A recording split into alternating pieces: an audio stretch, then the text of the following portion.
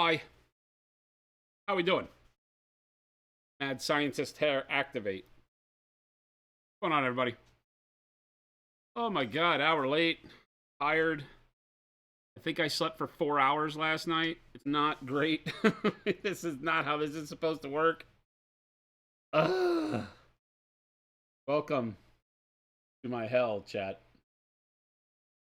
I really need to clean my paint water.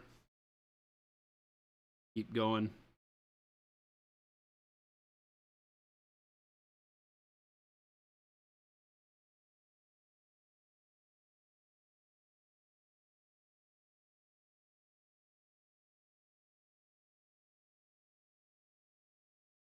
Hey Schmidt, Route, what's going on? Yeah, Baby J's still out sick. Knox, what's going on? Mo, love your face. Stonewall, what's happening? Hello, everybody. Hello. How you doing?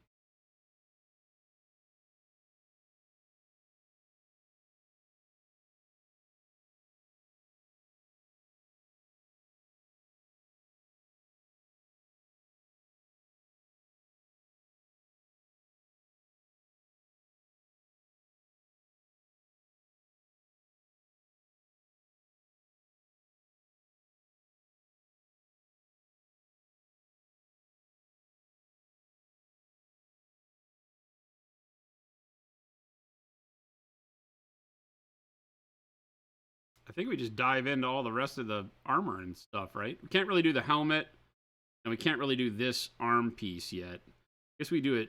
We do most of this one. It's not super hard to paint the skin in there, or the lack of skin on his elbow and stuff. Maybe that's where we start. I need dark purple, though.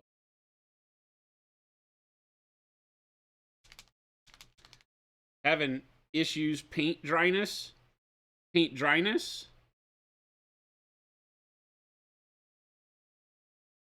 Explain. Was you having issues yesterday?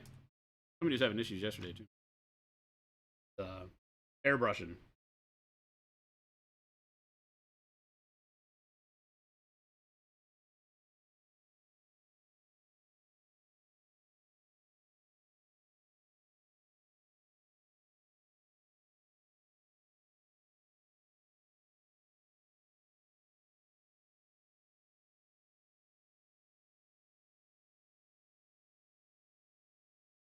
Help me understand, and I might be able to put it to rest for you.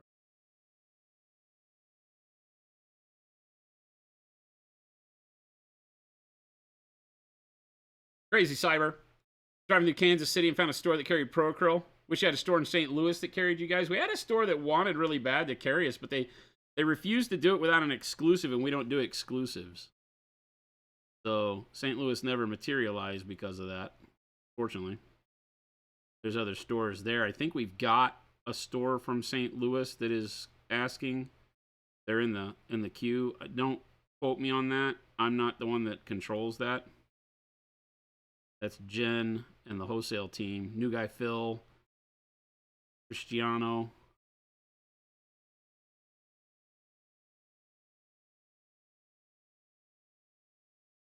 Get out of there.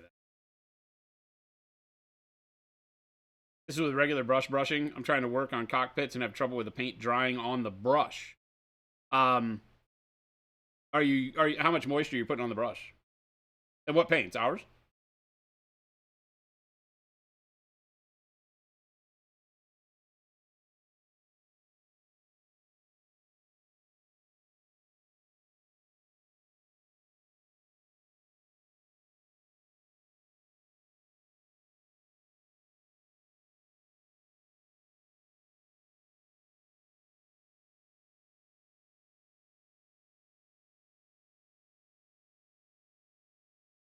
If your paint is drying on your brush, you need more moisture on your brush. Don't thin the paint anymore, which is what a lot of people will do, is they'll thin the paint more.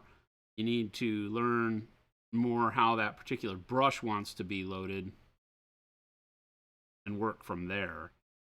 We got a good video on YouTube about this. I talk about it every time I can on stream as well.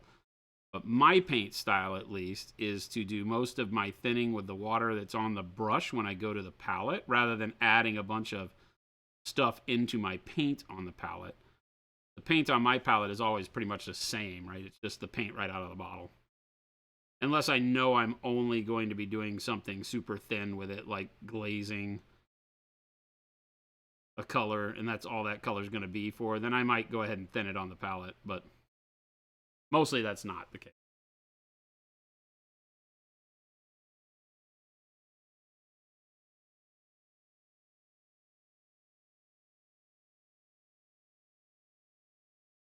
Yeah, drying retarder can work, but that doesn't really sound like the problem, right? The drying retarder is going to be for the paint on the model. If the paint is drying too quick because you're in a really dry climate, you want to be able to keep the paint workable longer, with like, say, wet blending or something like that, then a drying retarder, an acrylic retarder, is going to help you a lot. On the brush, though, because what happens is, you'll notice I'm painting all these details and just kind of moving the brush around like I want to, and I can generally use the brush for as long as it has color. For me, I will run out of paint before I will get to a point where this brush feels like it's dry and unworkable. But it's because I'm starting with more moisture on the brush. Okay, so again, let's put my cup out here on the palette, and I'll switch over. So here's my cup. Here's my paper towel, right? Here's my puddle of purple paint, so I got to be a little careful there. Put the here, like that, right?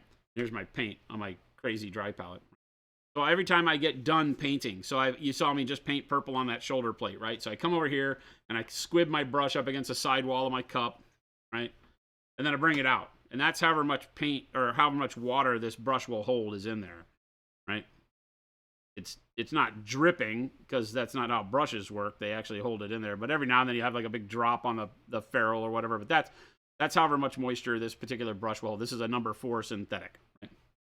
So it holds a crap ton. So if I go take this and touch my purple over here on the palette, my purple's going to get really thin because I have a lot of water on my brush.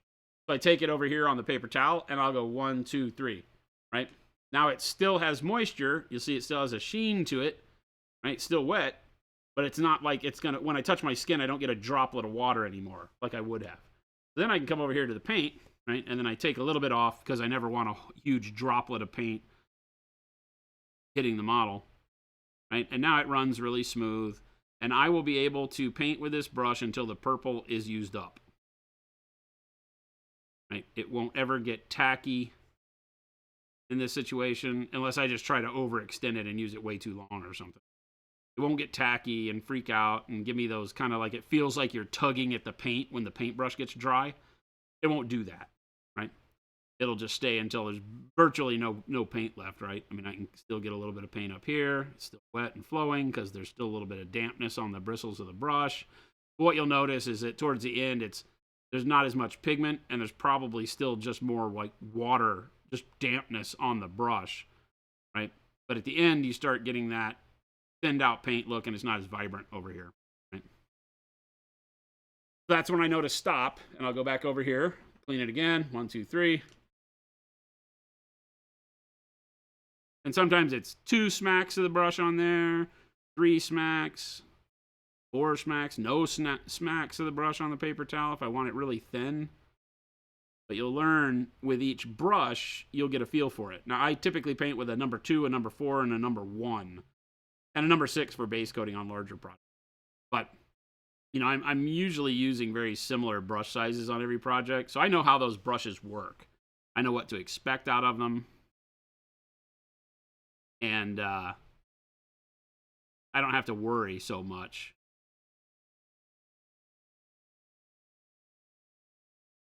That time I only wiped it off twice.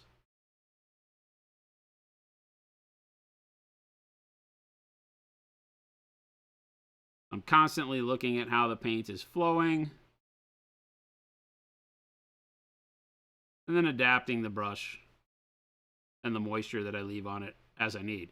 But notice how I haven't really done anything to the paint. It will kind of inherit a little bit of the moisture from the brush each time I touch the palette. So if I keep hitting the palette, the droplet on the palette with a brush that is only been hit on the paper towel once, eventually the paint on the palette becomes super thin because you're introducing a lot of water or moisture from the brush every time you touch the palette if you do.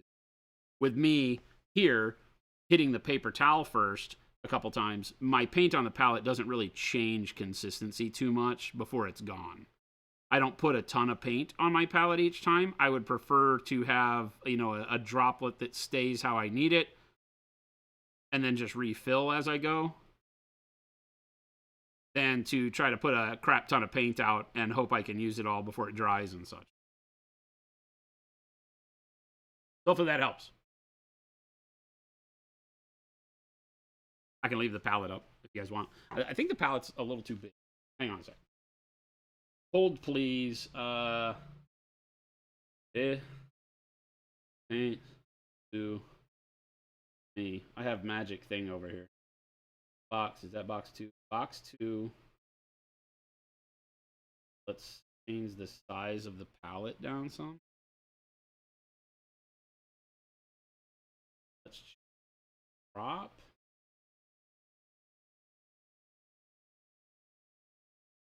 That's weird. Why is it? I'm not understanding here. What's going on? Size, crop. There's no top or bottom. Weird. That's very odd.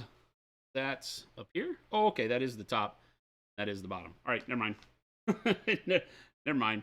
It's already at the top and the bottom of the palette. It's just narrow. It was correct originally. Solid shot. I just redid all the palette stuff on here, and so I thought maybe we extended out of bounds, but it's not. It's right.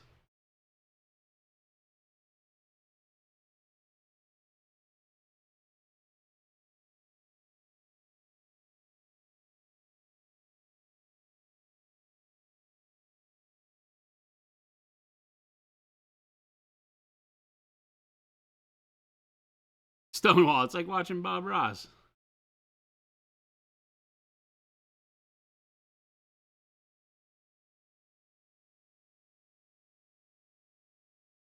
Except we never paint mountain. We've painted exactly one like naturescape background, I think, in the history of the channel. Is that true, or can somebody remember doing more? We did the background for the Guardian. I think that's it, right? I don't know that we've done any more than that.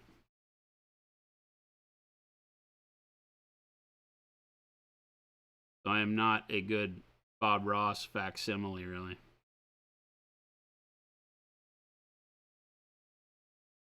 We'll give him a run for his money in the realm of positivity.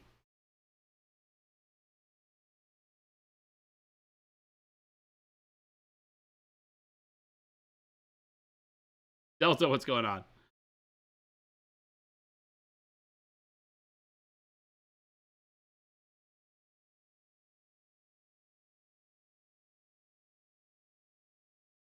How long, Delta asks, how long can you use most airbrushes before the compressor has to run again? That really is a how long is a piece of string question. Is your compressor tankless, or does it have a tank? If it has a tank, then it really comes down to it will start running whenever that particular compressor is set to run based on the volume and pressure in the tank. If it's tankless, it will run all the damn time as you're using it. Right?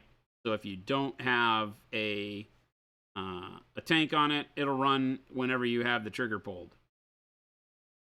And it's being asked to call for air because it has nowhere to store it other than the line, the hose between the compressor and your airbrush. That hose becomes your tank. It doesn't work very good at that job, but it can do it. If you have a tank, then it really just depends on how big that tank is. Ours is like a 2 gallon or 1.75 gallon or something like that. And it keeps going for quite a while before it has to run again. But sometimes not, because I'll be spraying a lot, right? Quad, what's going on? What are you doing wrong when you get a bit of chalky texture when your Pro-Acryl paint dries? Daft Nights, you're thinning it too much. Our paints don't want a lot of thinning. A lot of paints out on the market, in order to achieve a lot of pigmentation in them, run a little bit of a thicker medium. They feel heavier. And in order to make that heavier paint work, you kind of teach yourself a habit of thinning your paints more, because you want them to be more fluid, right? You want them to flow nicely, not leave brush strokes and texture behind, things like that. And so when you do that, it sets you up for a spot where when you start using Pro-Acryl that's already fairly fluid right out of the bottle, it's set to just work. Then you wind up in trouble because you're over thinning and layering up a bunch, and you're pushing all that texture in pigment out of suspension because of so much thinning.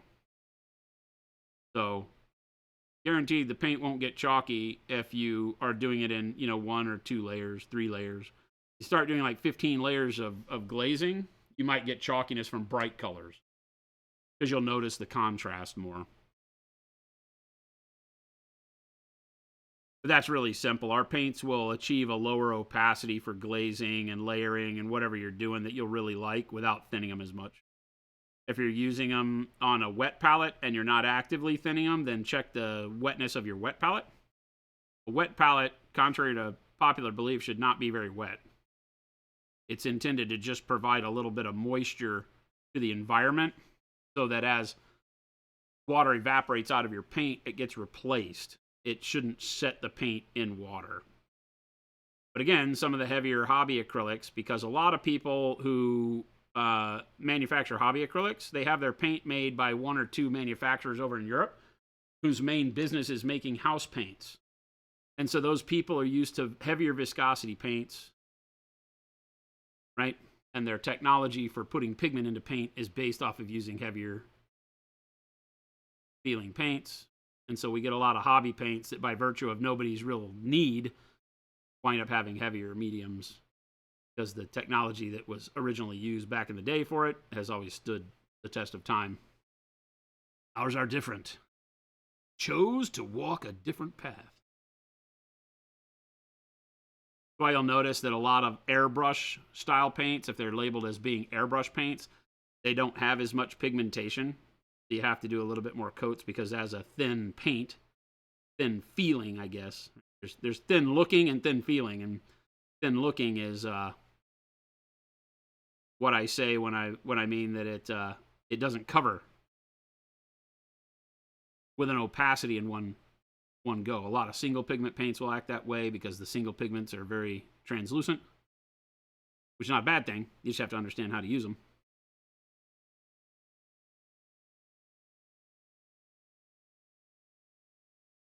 Loads o' purple metal. Fatborn Scum Clan mechs are pretty soundly stomped in your first Alpha Strike game. Deservedly so. Deservedly.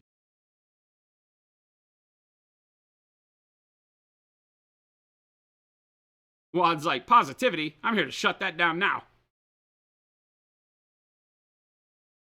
Hey, like says, wet palette is in fact not a soup bowl. Well, and it's to nobody's fault, right? A lot of people use it very, very wet, because it is a great way to thin your paints, right? Like I'm talking about. And this is something that a lot of people will say is incorrect, but it's the truth, scientifically, right? If we want to bust science and technology out.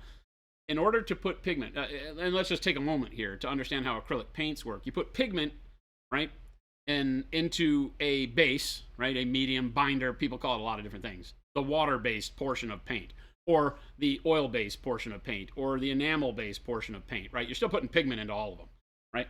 And so these are not solutions. There are solutions and suspensions in these liquid formations, right? And a solution is like salt water, where when you put salt in water and you stir it up, it dissolves and actually creates something new chemically, right? So, and then you can't just get the salt back out of the salt water without boiling away all the other components, and then you're left with the salt, right? So paint is not like that. The pigment just sits there, and it fights gravity all the time. So gravity's always trying to pull the pigment to the bottom of the bottle, right? Because it doesn't chemically bond with anything in the medium. So the medium has the goal of providing a framework or a net that holds pigment in place, so that when we have a bottle, right, it looks like this, where it looks like there's pigment all the way top to bottom, as opposed to sometimes you'll find a bottle that's, you know, ancient, or, you know, here's white blue. And so you can see how the pigment, you know, there's liquid up at the shoulder here, and the pigment starts to fall out, right? The white blue pigment has got a lot of titanium white in it, which is very heavy and wants to pull itself out of suspension, fight gravity more, right? So you shake that up, right? And obviously then you overcome all that. So that's why you're always constantly having to shake acrylic paints. But in doing so, right, you have this problem where pigment will pull out of the paint all the time. And so if you over thin it, right, you know, a lot of people, like I said, they use thicker base for their paint so that it makes gravity have to work harder to pull the pigment down, right? It takes longer for the pigment to go through a heavier base. You can imagine putting a bunch of pigment in oil, right? The pigment very rarely ever separates because it's like sitting in Jello, and it doesn't just have the ability to seep all the way to the bottom. It will over a long enough a period of time, right? But if you put it in water, turns out stuff just drops through water. It still takes a while. So you'll thicken the medium up, as we say. And the thicker the medium is, some paints in our industry are very thick and feel a little like snot or goopy, and that keeps the pigment suspended better. But it also makes you have to work harder at the other end to get the paint to operate the way you want to, because now you have a thicker paint. And we're not really wanting thick paint when we're painting three-dimensional surfaces as small as what we're doing here, right? And this guy's actually big, right? You know, when we're painting little dudes, you don't want paint to get stuck in the inside of tight corners and cover in detail, or when you're doing your base coats, you want to go fast, but if you're using a thick paint, when that paint dries, it adds a layer, physical layer to your model. And so if there's a lot of thick paint on there, even when it cures, it won't be flat anymore. It can take sharp corners and kind of curve them on the inside in the troughs. So you got to be careful. But it allows you to put a heck of a lot of pigment in there, which keeps vibrancy high, keeps the ability for opacity to stay really nice. And so what we did is find a new way to make paint. Honest to God. So we put the same amount of pigment that these companies that say they have ultra dense pigment, we have the same ultra dense amount of pigment in a paint that feels a lot more fluid, right? And so our paint is already thin enough that you can just paint with it. I'm just using the paint right out of the bottle here as we're painting. And it won't build up, it won't get chalky, it won't do anything. It leaves all my details the way I want it, lays flat, no brush strokes, no textures at all, which is what you want when you're painting three-dimensional objects. Now, when you're painting canvases, you don't care about any of that, right? Because the canvas itself has a texture. So for a lot of companies making paint, they don't think about this right out of the gate. We're miniature painters, so that's what we think about. And when you do so, you create a thinner paint, but that thinner paint doesn't then want as much water. So to come full circle to what we were talking about, is that if you put a heck of a lot of water and let our paint stand in it, like on a wet palette, they will start to separate the pigment out of the medium, because now it's just kind of floating on top as opposed to sinking to the bottom because it's so wet. And then if you layer a bunch, because that lowers opacity, now in order to get the coverage you want, you have to put more layers on.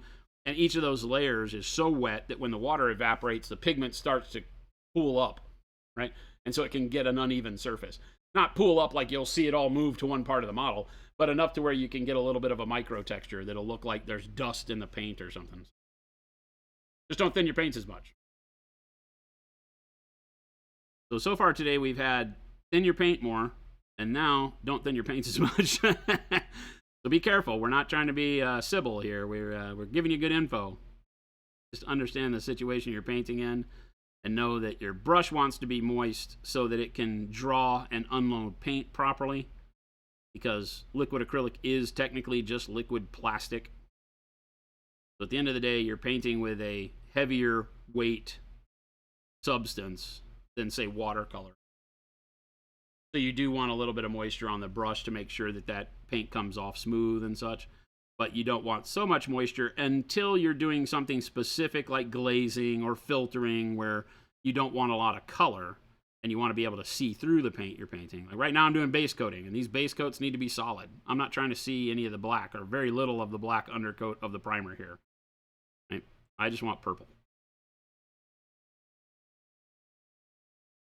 So I don't want to get my paint very wet and thin it down. I want to be able to paint over each of these areas once, maybe twice, to get the effect I want. Done.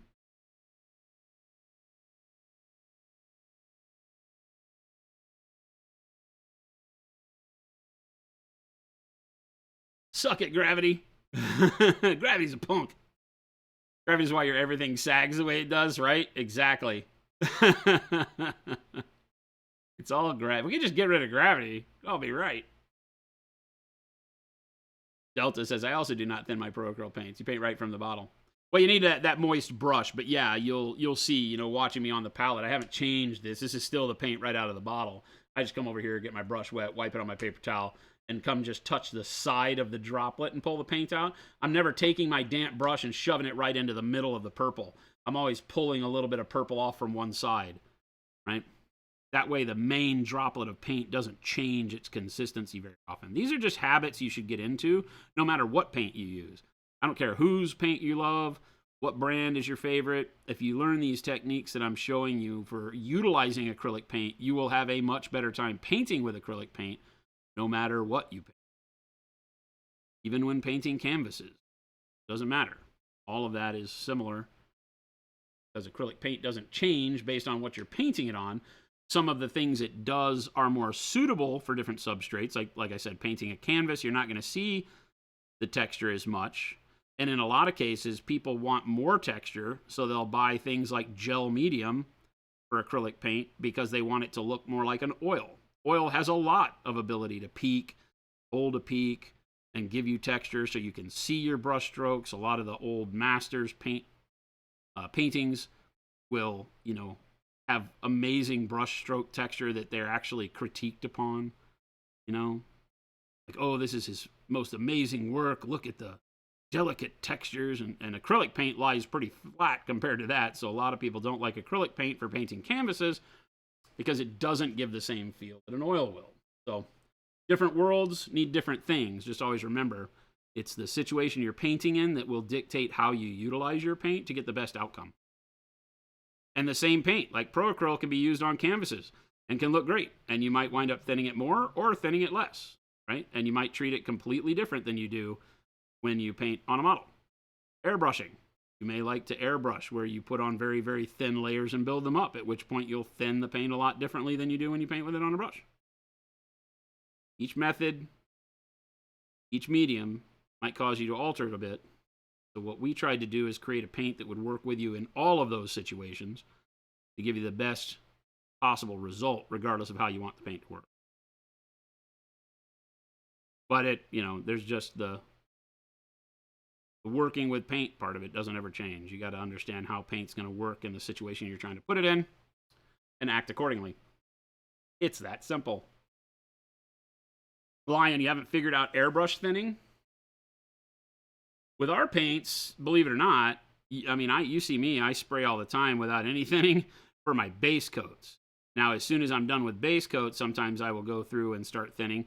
But like on our mechs, I didn't thin at all. I didn't use any thinning in my airbrush at all for 1, 2, 3 layers. No thinning, nothing, just paint.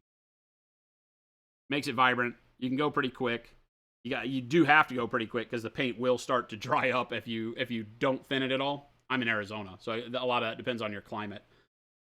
But in Arizona, our paint in the airbrush will start to absolutely gum up on you if you take a long time. You fill the whole cup up.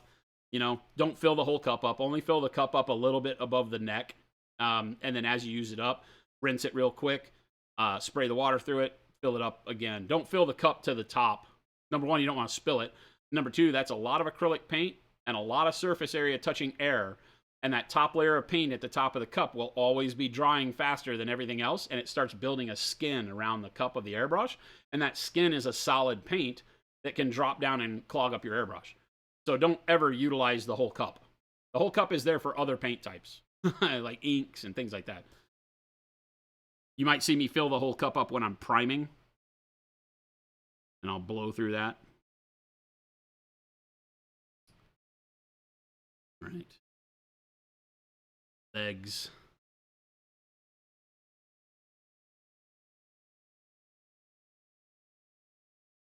The legs.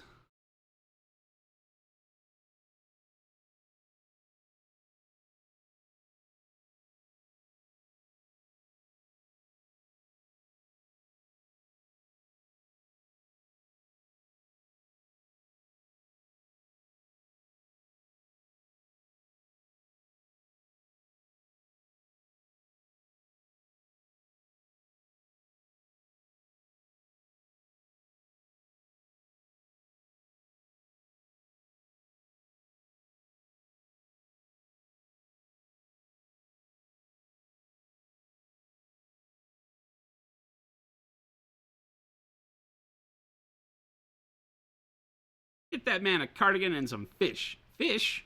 What? What are we talking about?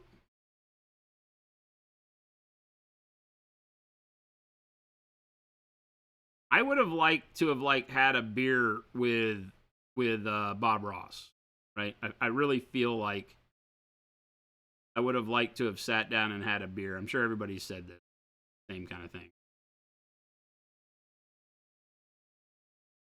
Because all we get and all we see, even if you watch the Netflix thing, right? You've got this idea of a man that's like Fred Rogers. Fred Rogers is another one, right? I'd sit down with Mr. Rogers and want to like drink a beer.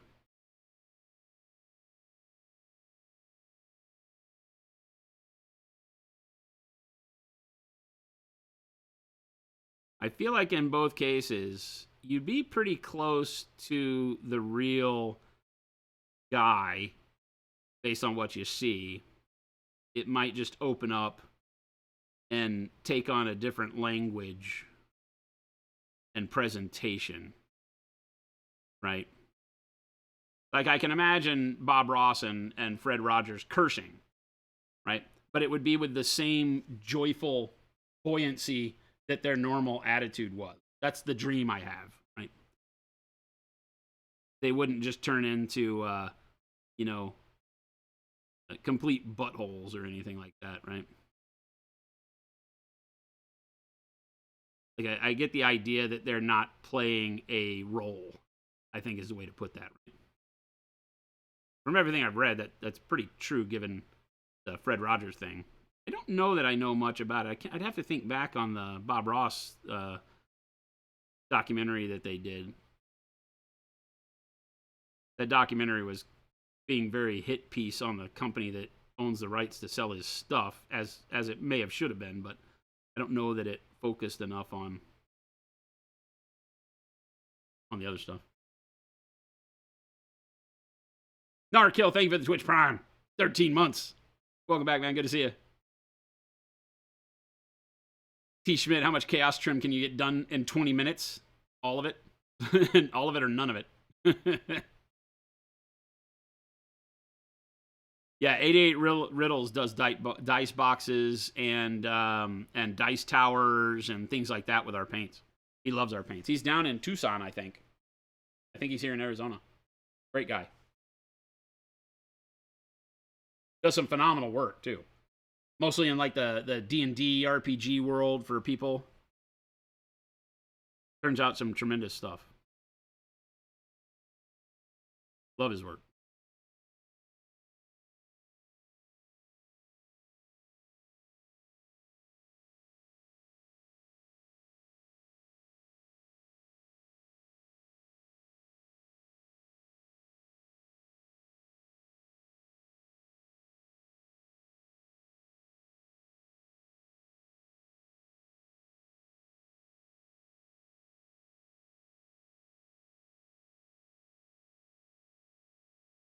You watched Mr. Rogers presenting something to the Senate, get more funding for public TV, and he was exactly the same. That's awesome to hear. You want it to be, right? If you have, I don't know that I would say Fred Rogers is a hero, but he's a guy that, when I was a kid watching Mr. Rogers' Neighborhood, it was always fun to watch. And as an adult, learning about Mr. Rogers and Mr. Rogers' Neighborhood, it was always intriguing, that's the kind of positivity we need,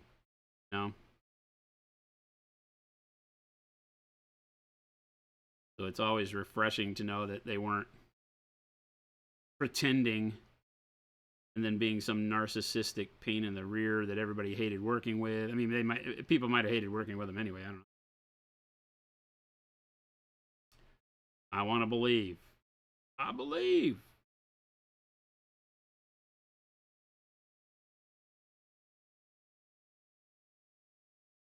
It's like all the Keanu Reeves memes, right?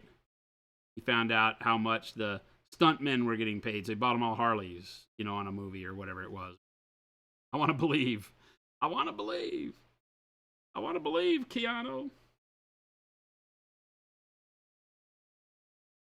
If you're like me and you're using a dry palette, sorry, I'm shifting conversations on you. If you're using a dry palette, or if you're using a wet palette and your paints are drying out on you because you're in a dry climate anyway, you will find yourself leaving more water on the brush the longer you're working with a particular color, because later in that color's lifespan on the palette, it starts to dry up, right? We've all experienced that. Acrylic paints will dry just with contact with air. And so here in Arizona, when it's really dry and starts getting really hot in the summer, the paint starts to cure on the palette a lot quicker. And so instead of putting more paint out, which is kind of the knee-jerk reaction that you do, right? You're like, oh, well, I'll just make a bigger puddle. That'll take longer to dry. Well, but it still dries and you waste a lot of paint. So instead of that, what you do is you just keep adding more water to your brush, or not adding more, taking less water off of your brush every time you clean it. And by doing so, you're adding more moisture to the paint. So like right now, I'm only wiping my brush on the paper towel once as I go to the purple.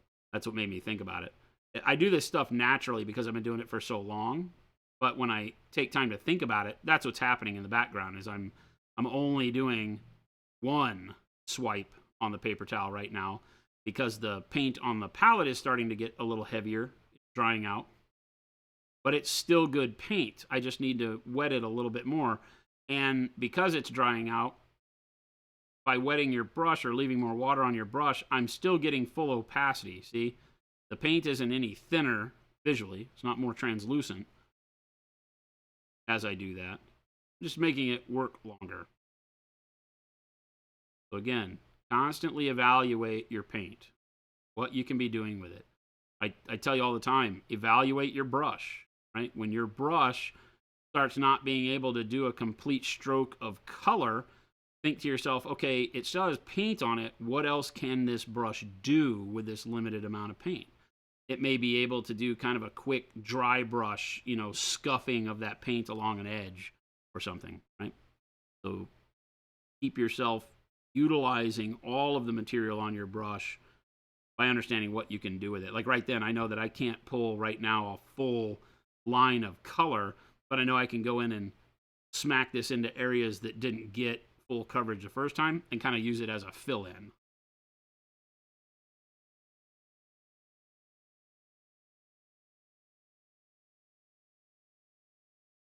Backside of that leg is right.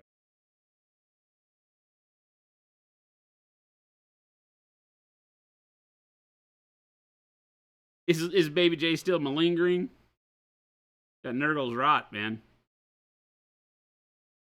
Either that or a new video game came out. He's in chat, he'll yell at me for that one. When you work with nerds, you're always like, when I have people out, I'm always like, okay, what video game released? That's not fair to Baby J. He's sick. He had a really bad cough on Monday that I kept asking him during the stream. If you remember, I was like, you all right? He did go play card games in California, so got the card game con crud. No bueno. Yeah, I think he said he was feeling better this morning, but still had a little bit of a sore throat kind of a thing going on. So he's had really bad allergies since moving here, and by going to California, which is a little more moist, and then coming back to the dry, that could completely wreck your sinuses and such. So that may be what we're dealing with. Believe it or not, if you weren't here yesterday, all of the purple you see me doing is exactly what turns us into this bronze. So I haven't lost all of my mind. This is color with a purpose right now. I'm going to go ahead and base purple on the helmet, even though I'm probably not going to do much more on the helmet. I might do one layer of the purple plus green on here, just so I can get some color up around the head. But I need to finish the face before I go full bore on this helmet. It has way too much detail right around the face area with all this engraving and stuff, so I don't want to spend a lot of time painting the metal helmet and then go in and get the paint that I use for his face all over it. I have to read.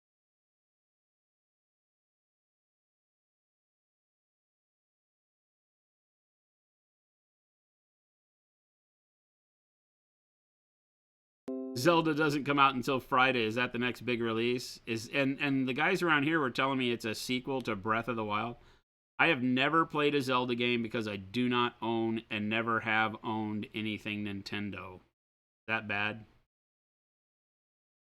I've never had a Nintendo. I've had friends with Nintendo, and so I probably have played it for a minute or two at somebody's house along the way, but I've never owned a Nintendo gaming platform.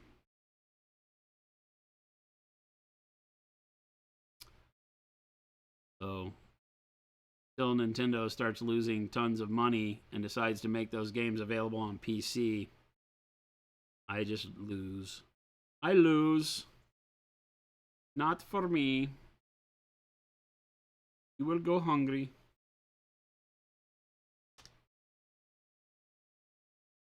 Thanks, Windows, for letting me know that my device will restart sometime of your choosing.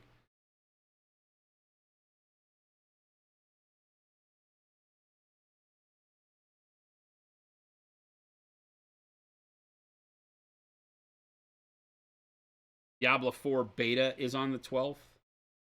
They haven't released that yet. Oh, Blizzard.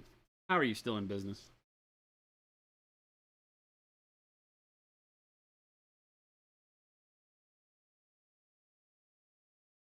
Oh, wow. Noticing that this crest on the helm is like a dragon. Oh, it really is. It's like a dragon. It has like the spine. It's like a lizard. It has the spine and the tail and the little legs and all of that. That's pretty crazy.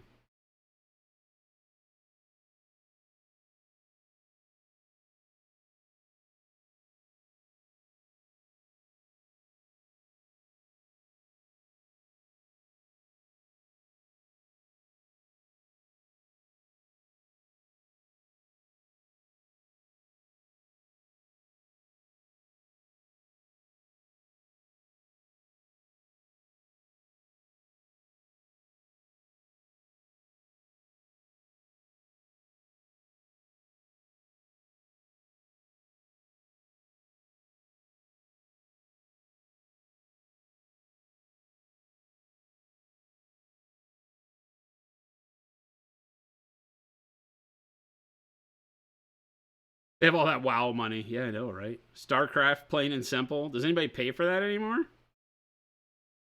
Does it make money? World of Warcraft addicts with 15 plus years in is how they're still in business. Is that true? I think that, I mean, I don't know, but I would think that Overwatch and some of their other games have done. I mean, Diablo's obviously done very well for them in the past. And I kind of say that tongue in cheek because I don't play Blizzard games anymore. The Blizzard loader and all that crap. Last time I tried to go back to WoW was like forever and ever and ever ago, and decided I was never going to try that again. So that's where I sit right now, still in the never trying that again mode, and I have been for 8+ years. Jess, what's going on?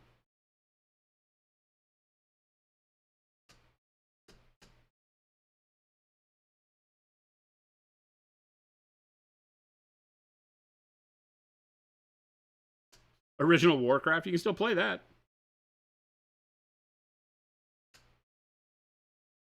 You never played WoW, Tim? You also don't like good books, so I don't know if that means anything. You were a full-time WoW nerd, and you're glad you quit and picked up Warhammer, Gosu. You know, I because World of Warcraft hit its stride and came out in the early 2000s, right? And I was working at GW, and a lot of the guys in the office were playing that or some other RPGs, online, multi MMO RPGs. Um, and so they're the ones that got me into it. I had never played one. As a matter of fact, I really wasn't a video game guy except for like consoles. Anytime there was a new Tomb Raider or something like that, I'd play it till it died. But in the early 2000s, there was really not much that I can remember right offhand that interested me. I think some Resident Evil stuff, maybe. But anyway, I was had a Sony PlayStation, whatever version was out, and these guys got me into it. So I built a PC and started playing WoW, and started playing. I forget what the other one was too. The engine that Warcraft Online was built on, the World v World stuff. Big PvP based game. I can't remember. So I started playing those, and I liked WoW the best. I had played some EverQuest, I think it was, right? But WoW stuck, and I really liked it. I liked the social aspect of it. I raided for years. I was playing back when there was Noxramas 40-man. So we raided Noxramas 40-man before they got rid of it and detuned it in the Lich King expansion.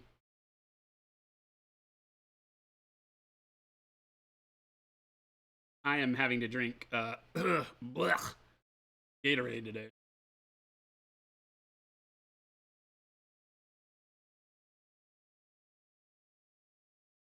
Not really a video gamer, yeah. I used to be. Well, I don't know that I can say that. I've always been interested in video games. I've never really been a video gamer. When MOBAs first came out, I really got deep in that and played them competitively and really enjoyed it. Had a good team of people that we played with and did some fun stuff. And obviously my streaming career started with playing games because of those people pushing me to start a stream. And I had a lot of fun doing all of that. And I always go and look on Steam and look at all my games and have the great idea. Just ask Jen. I'm always like, I would really like to play a game tonight. And I will stare at my computer for hours. And she'll come in there and go, I thought you were playing your game. I was like, no. She'd be like, why? And I'm like, it sucks. I'm not as big a fan of video games as I think I am. It's just that easy. It's a hard thing to say. I feel like I need like a VAA anonymous program or something with a 12-step program attached to it to teach yourself it's okay to never play video games again. Because I find some I like every now and then. Right now I go back and I dabble in No Man's Sky a little bit, but at the end of the day I'm like, this is boring the hell out of me. I have gone in and mix some paint up here. Started playing BattleTech again. But again, after a mission, I'm playing it with the Rogue Tech add-ons, but still after a mission, I'm bored of it. Now the mission can take an hour because it throws unreal expectations at you. But, I don't know. I don't know what I want. Like, I sit around and I ask myself, like, what would I even know to look for in a video game that would intrigue me for longer periods of time? Like, if I want to sit down for 3 or 4 hours at night and play a game, what would I be looking for? And generally, games like No Man's Sky, space exploration stuff works really well. Minecraft works really well. But I've done Minecraft to the end so many times that even with as many add-ons as you can put in there and as many things that you want to throw at me, unless it's like stupid hardcore mode with all the development stuff, I'm like, I get to a point and I'm like, I already know what happens. And so I'm like, meh. And that's kind of where I'm at. That's kind of where I'm at with No Man's Sky. I'm like, I've already played this game to the point where money's not an object and you're just hunting around for new ships and stuff. It's stupid. It just gets so boring because there's no end game. And I think WoW clicked all those boxes for me because of its spectacular end game at the time. I know people have said it's gotten worse over time. But WoW's end game was tremendous for the brief time that it lasted. The better and better you got at it, the worse and worse it got, if that makes sense for WoW. Because if you were in a guild that raided all the time and you treated it like a job like we did, and I was the off tank for a big raiding guild, and we were always battling for like server firsts. And so if you're doing that and grinding and grinding and grinding and doing it, then the content goes away quicker the better you get. And And so I would find out myself having more fun leading the raid groups for the B team that didn't know what they were doing because it was like new again. But even that gets old, you know. And then you wait for the next expansion. The next expansion comes out and you got to learn it all over again. It just starts feeling super samey.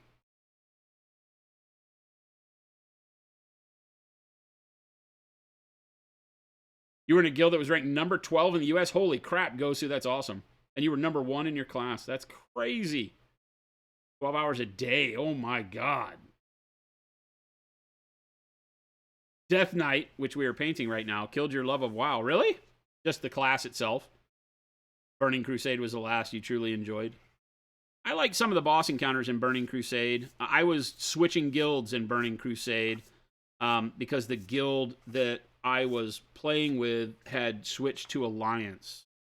And I didn't want to play Alliance. We were Horde, but the better players on that particular server, I can't remember if I was on Skywall.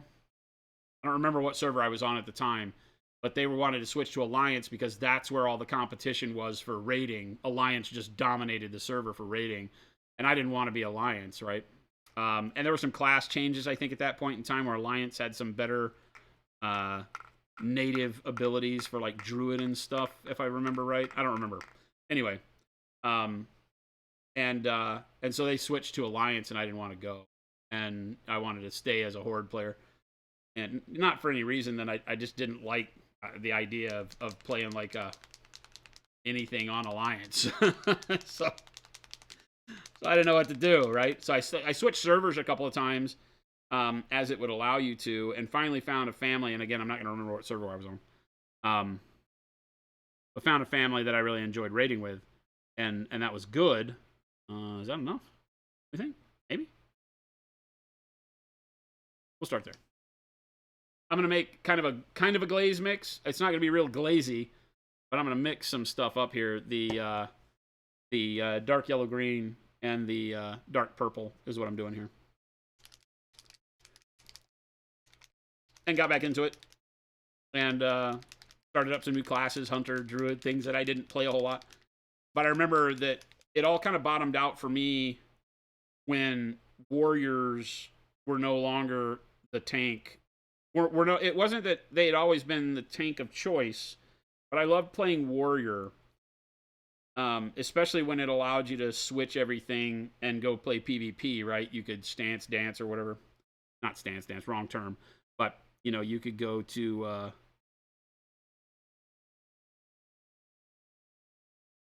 Berserk or whatever and not have to play tank all the time. And you could actually PvP. And so it became fun, but at that point in time, it's like, having a warrior was useless. You had no place in raids because everybody tanked better than you. Death Knight tanked better than you. Paladin tanked better than you. Druid tanked better than you. It was like, why do I exist? I can't do enough DPS in any of my forms, you know? So that bummed me out. I did not enjoy that part of WoW, and that kind of led to my downfall. I started playing other classes and had a little bit of fun with it, not gonna lie. I mean, it was okay. But it just wasn't enough, I don't think.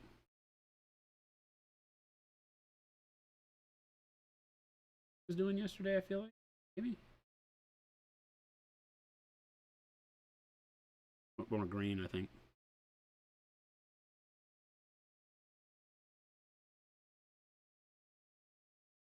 Yeah, exactly. You'd have to do Berserker and then Arms, but at least you could PvP, because as a tank, you couldn't PvP. And Guardian, you couldn't PvP at all, right? You could be nigh unkillable, but you weren't going to get much out of it. It wasn't fun to play for me. Couldn't kill anybody. It was like, if I'm PvPing, I want to kill things.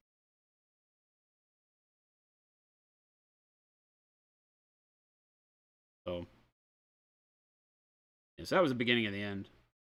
I had a good buddy in California that was very big into it and part of one of the big raiding guilds. He was a game developer for EA. So he was very deeply rooted in the whole thing. And it was just no saving me by then. I just didn't dig it.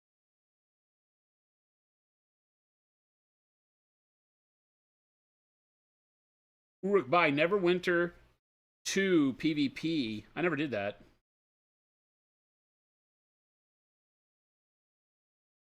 I liked all that AD&D, Neverwinter Nights and stuff, though, right?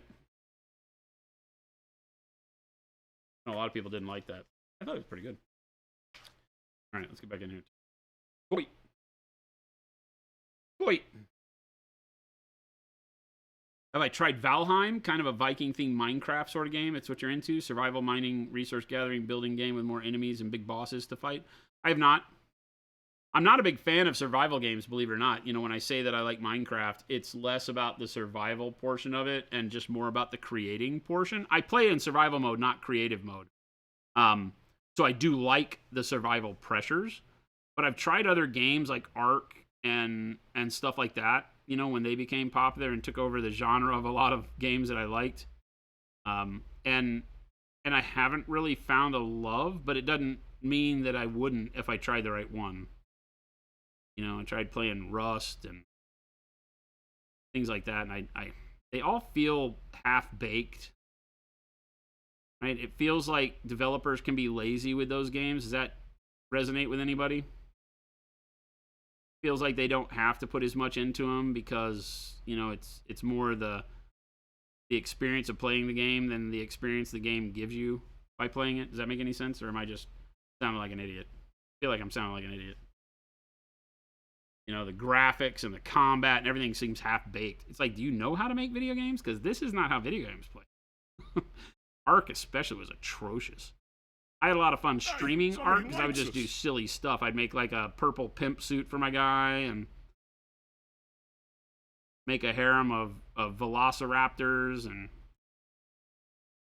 it was more the experience of streaming it and having the stream chat, you know, just laugh and have fun doing silly crap. But the game was not good. Not good enough to keep me wanting to play it, I should say. I like things like Subnautica. I've had some fun with Subnautica. I get bored with it, though. I think my problem is I just get bored. If I break it down, I think the reality is there's nothing that makes me feel like continuing to play it to the end has any value. You know, I think my favorite games of all time are the good story games, like the old Tomb Raiders, things like that, where I wanted to play it to the end, right? Because it had a storyline, right? The is it Nathan Drake, right? The treasure hunter guy. Does that sound right? I might be completely messing that name up.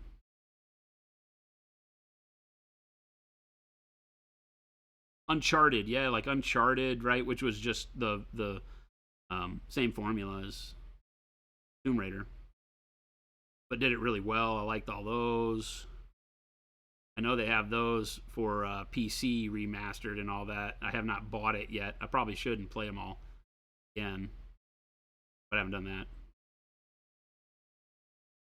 I like that kind of stuff, right? But then I screw myself because I also like PvP, right? And the PvP stuff, if there is any in those games, is laughable. Because I kind of get sick of playing by myself, so I'd like to be able to play games with other people. But I don't know, I'm asking too much. I'm asking somebody to make a game that has both, which I think is why the MMOs work so well, because you can go off and level up and grind and do your dailies and all that, and do it solo RPG style if you want, and then you can come back and play with a group to raid. You know, but I feel like that's why that genre appeals to me in concept. But the implementation of them all for years has just been god awful. I really like the action RPG one that Amazon did recently. I forget what it is. Not New World. I had a lot of fun with it, but then they had everything behind paywalls and grind walls that were like, what the? I'm not doing this. I was like, I'd rather give you $50 for the game and not have to do this. Can I do that? No, because it's pay to play. Or not pay to play, free to play.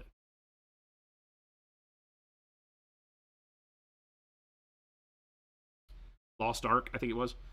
Nier Automata was a game that I really liked the idea of, and I got it and played it and then turned it back in. It's one of the few games I've returned because I hated the boss fight mechanic. The spitty red balls felt like, you know, an old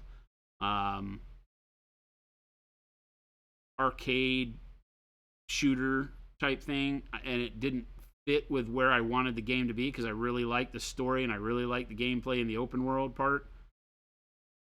Well, it wasn't really open world, but you get my drift, right?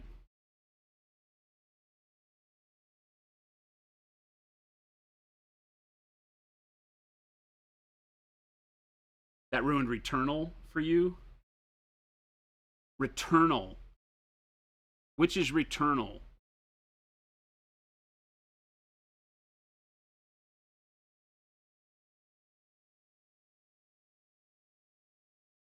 Yeah, so like I said, I think me and video games just aren't meant to be together. I just have to realize that that girl's never going to say yes when I ask for a date.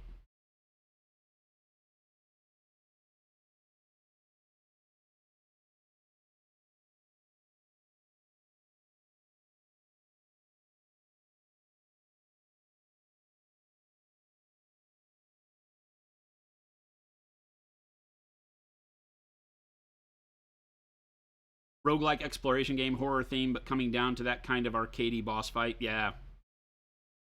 Yeah. Yeah, story in Nier is great, and the soundtrack is great. I've watched a lot of videos on it and always thought about going back to it, but I can't stand the way the boss fights work.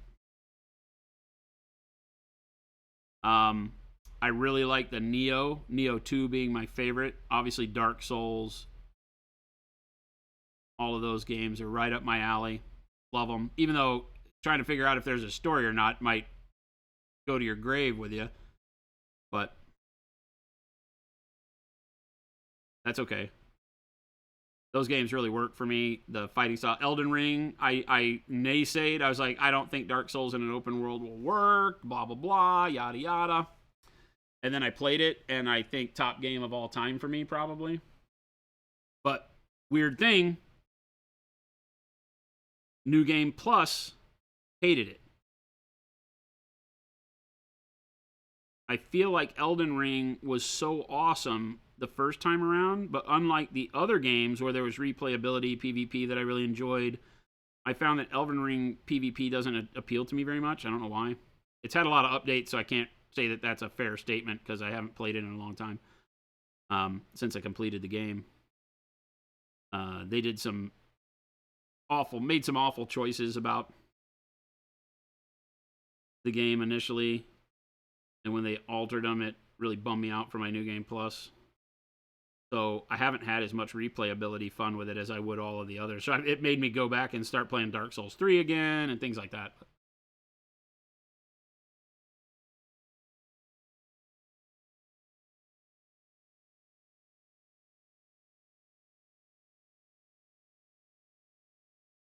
Soulsborne lore investigation is your jam.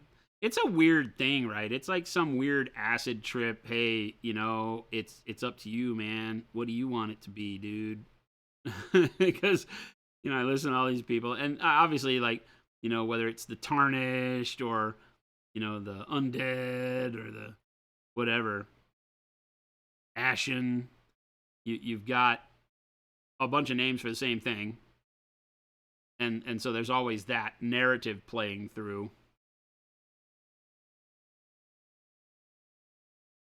and kind of like the corrupted or vacated creator god mentality and the role of humans taking it back. There's a lot of neat mythos and philosophy that you can derive out of it, depending on how you look at it. I think that stuff's fun, but nobody's ever going to convince me there's really a story.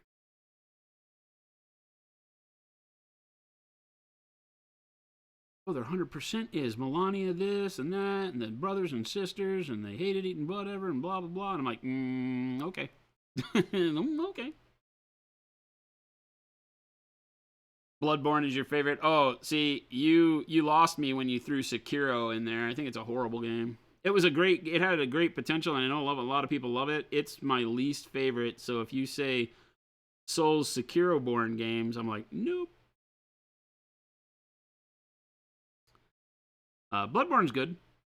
Bloodborne was too easy, and then it went from too easy to, hey, here's the expansion and a bunch of hard stuff. But I really did like playing Bloodborne, but as a once dedicated Dark Souls. Demon Souls is where I jumped on the series at Demon Souls when it was brand new. Well, I think Demon Souls has been out for a week when this couple of guys at GameStop recommended it to me when I was traveling. And so I picked it up, immediately fell in love with it. I think, I can't remember if I actually did this. I feel like when I was playing Demon Souls, I was on the road, living on the road, doing the motorcycle shows. And I feel like when I got introduced to Demon Souls, that I almost immediately canceled a motorcycle show because I was so dug into playing that game. I feel like that's true. I'm going to go with that's true because it sounds cool. But that was kind of I found that game and I was like, I have found heaven. Video game heaven right here. Demon Souls was crazy break controller crazy. They've redone it. I have not played the redo because I don't have a PS5.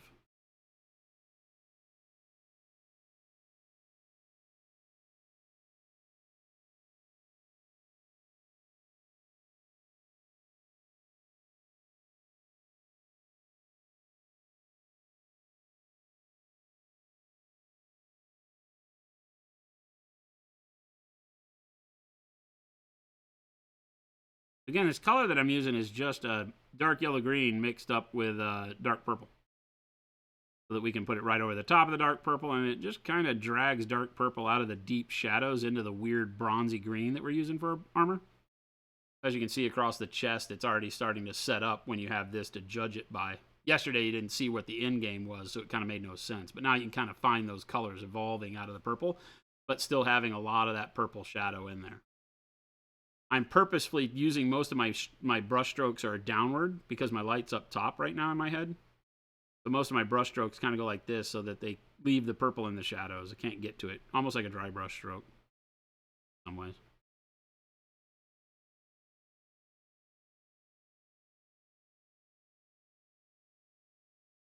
You had to turn off your Dark Souls mentality for Bloodborne? Oh, Sekiro. I can't stand parry gameplay. And Sekiro doesn't give you the opportunity to play the game the way you want to. It forces you to a style of combat. And so it lost me. That's the only thing. The story was great. I wanted to love it.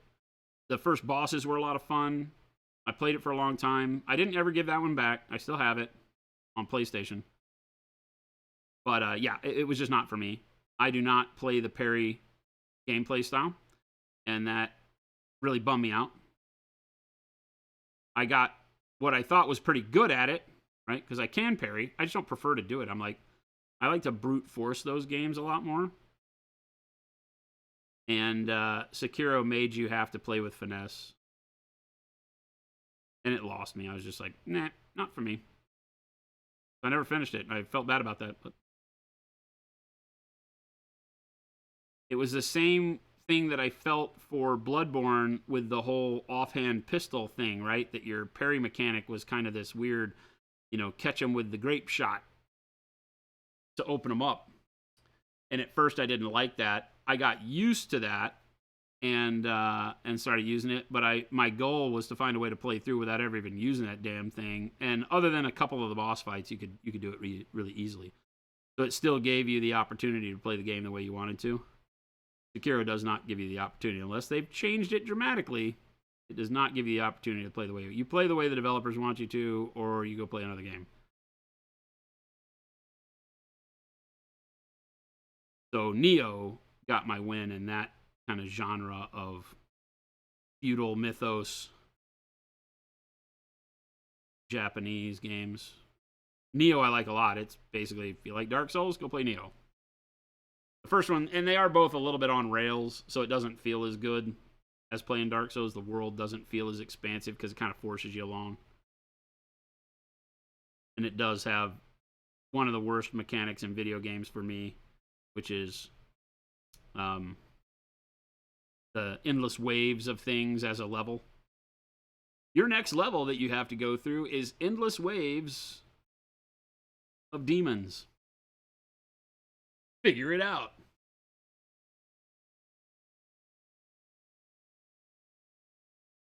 Twitchy combat games always frustrate you. Yeah, I don't feel like Dark Souls is twitchy combat. It's focused combat. you can't just spam buttons and stuff very well and survive. It takes you knowing what's going on, planning, strategy. So in that regard, I do really like it. But I get what you're saying. I can see your point.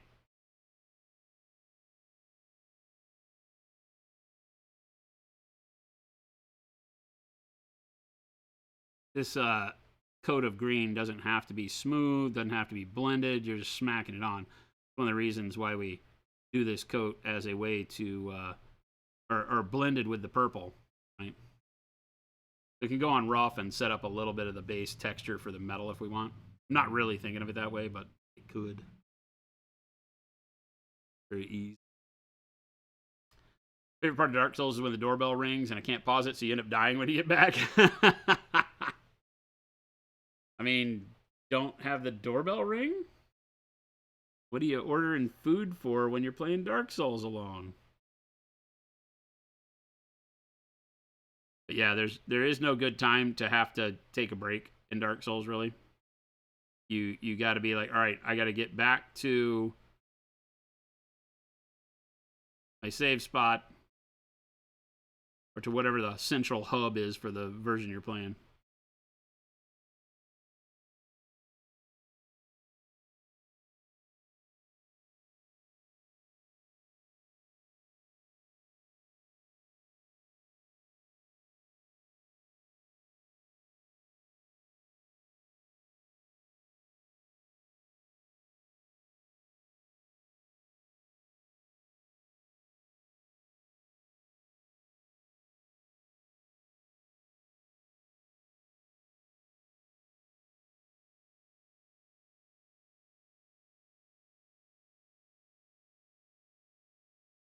Wait, Mom, I'm gaming. Yeah. Mom! Then they're videoing themselves for Instagram smashing your console out in the driveway.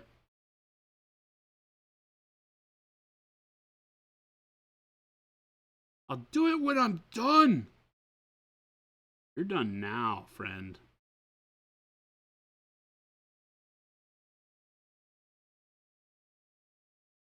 Thank God I was an adult by the time those games came out, because I would have lost a console somewhere along the line had I had a game like Dark Souls that I was playing, and my mom or dad were like, hey, you need to go sweep the porch. There'd have been some Christmas story moments going on. And thankfully, in my entire Dark Souls career, I've only busted 2 controllers. One of them was not in anger. One of them was just from overuse. One of them was in anger. One of them was a G did smash, and then trying to put it back together so I could finish the game and not die.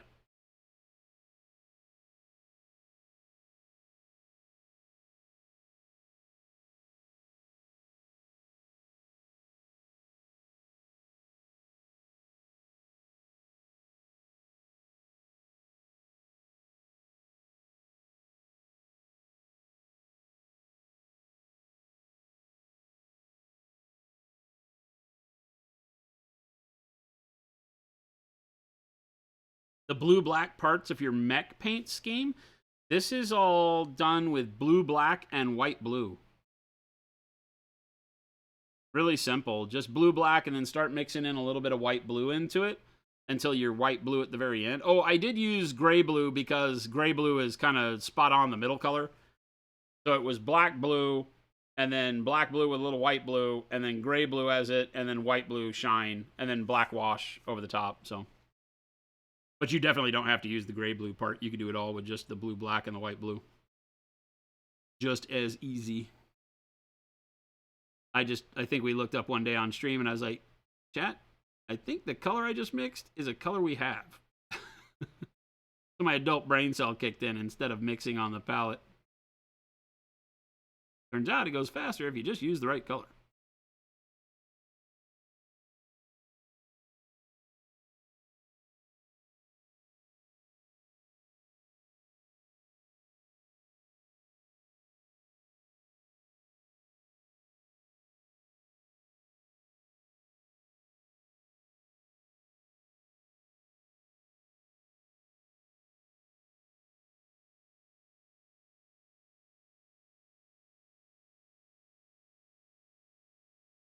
Creepy, he's sick.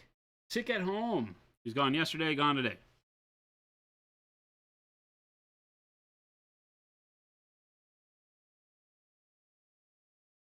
He was having allergies acting up on him for weeks since moving here. And then I think going to LA for the whatever the hell card game they were playing. Wore him out. Did a number on him. Out of commission. Yeah, so he's home.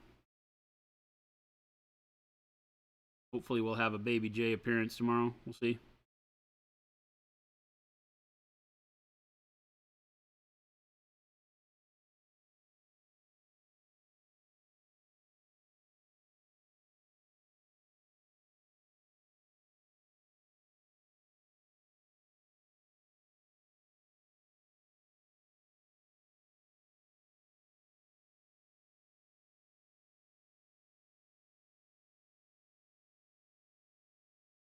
That's why you don't go to California, because you get sick. It isn't wrong. The moisture there at this time of year, right? When he's coming down from Seattle to start with, bad mixture for the dryness back here, right? I would always have a struggle going and spending any amount of time in California. Now, he was only there for 2 days, so wouldn't have thought it would have that big of an effect. But, you know, I used to go out to California for weeks and then come back to Arizona. And that was always rough because of the moisture. You wouldn't think it was that big a deal, but it really is.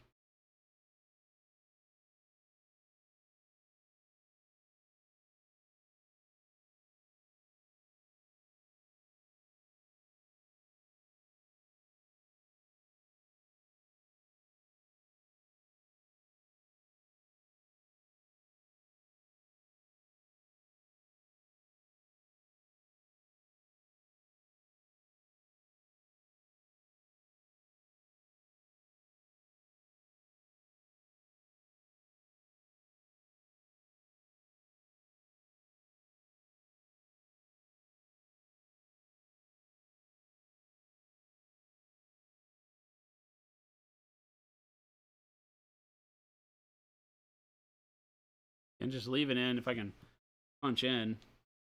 Still working very dark, as you can tell, right? So, even with, let me super zoom here. Boom, there you go. You can see, looking at that face, how I'm leaving the purple in the deepest recesses still.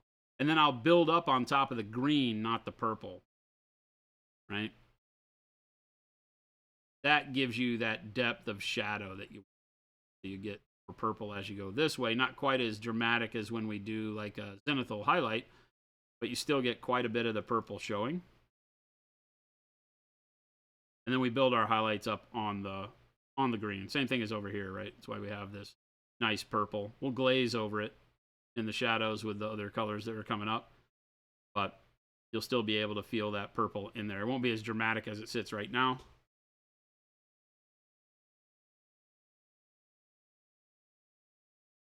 Nurgle took him. Yep. All that preaching about chaos he was doing. Chaos got him.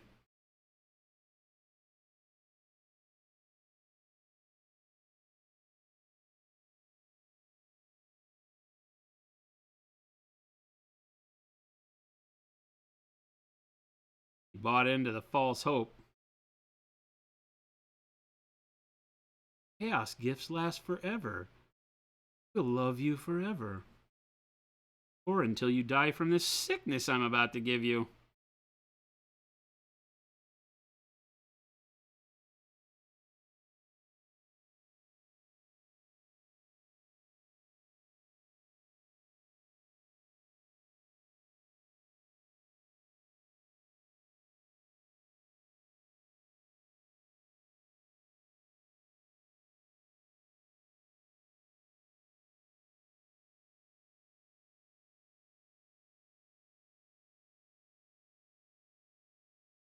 Not a sickness, it's a feature.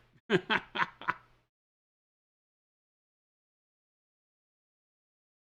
god-awful color.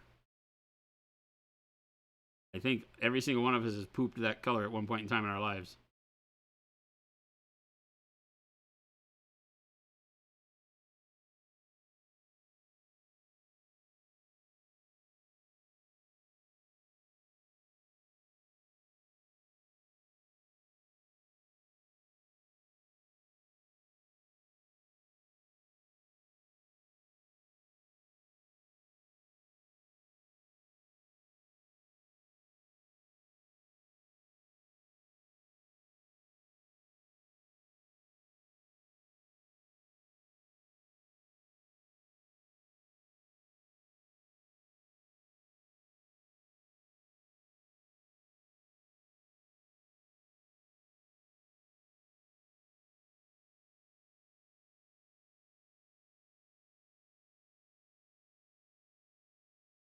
now we can kind of get a feel for the model finally.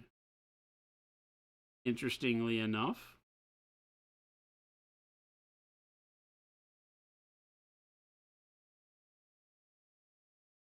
No, it's not same bright color. My mind's eye can see where we're going. He's gonna be Bright Boy. This is gonna be Bright Boy up here. I think it's gonna be good. I'm hesitant to do anything more with like leather and cloth on the cape or anything like that until we get the armor done, unfortunately. Because I know that's gonna cause us some havoc with these parts underneath. But I really want to see the armor and judge it, because it's the main forward visual on this whole model, right? With the greaves and the waist and all of the other stuff. It's gonna be the color for this guy. I need to know how to warm it up. I haven't put any warm reflections on any of this. It's all just very cool, all our base colors. Need to figure all that out. So I'm going to throw it together, and then we'll determine all the cloth colors as we go.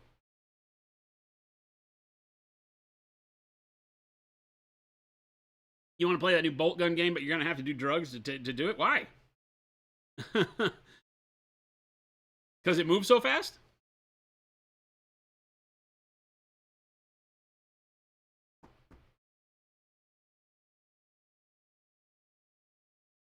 You grew up with a kid who would get controller destroying mad over friggin' Smash Bros. He didn't have a healthy relationship with video. It doesn't sound like he had a healthy relationship with himself.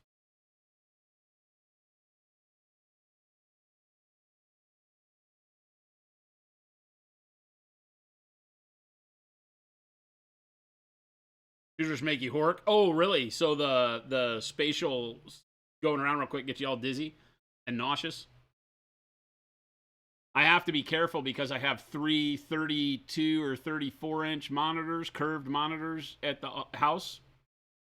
And they're borderless, so they all go together and make this big, like, wraparound visual. I say wraparound. It's not 180 degrees. It's like a 120-degree wraparound when you're done, 115-degree wraparound when you're done. So it's pretty cool for cockpit games. And when I play Space Flyers and I get into, like, heavy-duty, like, combat sim stuff, and you're using like Newtonian physics games where you're sliding around and twirling around the whole time trying to stay on target, there's times where I have to kind of look away. I have to be like, I'm not really moving because I'm going to puke. T-Schmidt, it is amazing. And I found those monitors on sale. They were like $300 a piece, which I know it still sounds like a lot, but for those monitors, they're actually really good. Best Buy had 2 open boxes at one Best Buy and 1 open box returned at another one of the exact same monitor. I went and got 3 of them. Jen was like, what are you doing? I was like, watch. And I was like, you know, the bummer now is that No Man's Sky doesn't play well on the NVIDIA surround mode in this current edition, the current update. It keeps crashing. That sucks. Yeah, I can do Elite Dangerous, Star Citizen, No Man's Sky. I can't remember what other games play really well on that surround mode, because it makes a funky sized monitor, 7,500 by 1440 or something like that. I don't remember.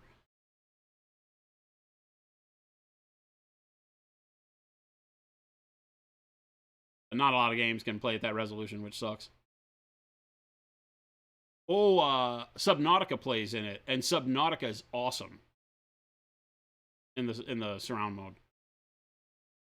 Like being underwater, and it's pretty cool. It's got really neat visuals.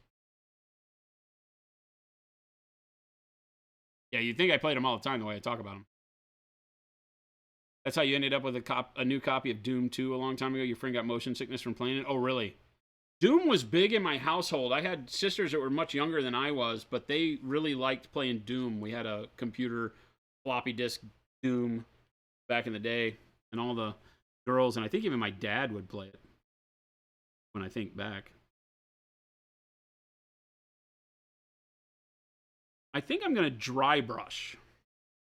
I made with too much paint, but better to do it that way. It didn't keep drying up on me, and I kept one consistent mix for that color. Now, also, unfortunately, I don't mix anything to lighten that up. We jump straight to dark green, or dark yellow green. So we're just going to go straight here. And then we go to yellow green. Star Wars Squadrons didn't give you much trouble from what you remember. I'm sure it's just related to your stupid inner ears. Just another garbage part of your garbage body. I have the inner ear problem that has gotten progressively worse. I have a gunshot accident or a firearm accident. I didn't get shot, but I have a firearm accident that destroyed the inner ear on my left side, and so I'm nearly deaf. Like, I don't know what they would call me 100% deaf, but I'm pretty deaf in my left ear. And so it's got the crystalline structures in the inner ear all screwed up, and so I can like get bouts of um, dizziness. What do you call it? I get bouts of dizziness that just come out of nowhere and nearly floor me. And it's usually has to do with like needing to go to the chiropractor, and but that's gotten progressively worse. And so sometimes the flight sim games screw with me because of that. Vertigo, yes. You get motion sickness on swing sets? Oh my god. The only computer games your dad ever played were the Police Quest games and Tetris. I can't remember if my dad played anything else. Doom gave way to Hexen. We were just talking about it the other day that there needs to be a modern, updated version of Hexen that plays like all the first-person shooters that are rad. Because first-person shooters have gotten just so amazing, right? But fantasy first-person games are hard to pull off because spells and melee fighting sucks, right? Like even in like Call of Duty and stuff, you walk up and you hit somebody with the butt of your rifle, or you get a killing blow by getting behind them and knifing their neck or something. But doing melee as like having a sword and all that, the hitboxes and registration in a first-person game is always wonky because of the way you're moving. They've always sucked, but Hexen was really good. Hexen was great. That was one of my favorite games growing up. I didn't like Doom as much as I liked Hexen. I think my sisters and everybody just like getting a shotgun and blowing stuff into chunks in Doom, but that got boring to me. Hexen, on the other hand, always seemed to have a really cool, like, it pathed a lot better. The story was a lot better. It was great. Oh, there was a spiritual successor to Hexen being worked on? That sounds familiar. There's some games out there that are pretty cool, but they're all trying to be like 8-bit throwback games, and that's not what I want. I want a modern first person, you know.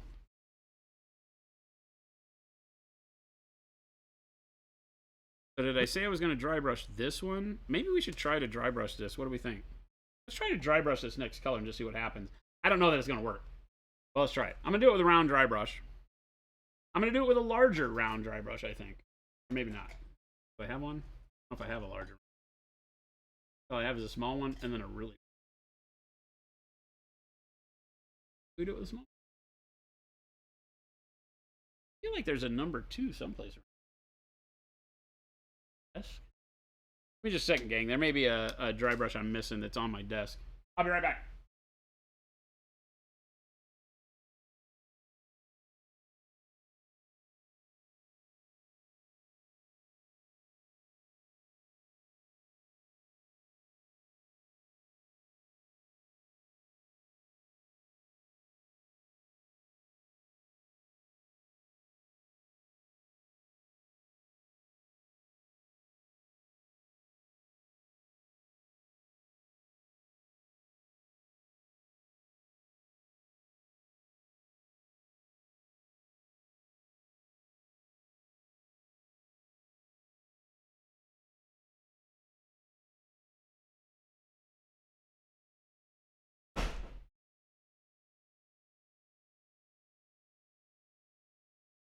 No 2s, but I did find a brand new DD3, so I'll use it.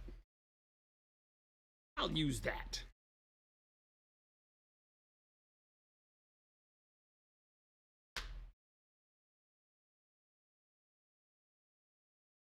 Baby J took it home. I don't think so.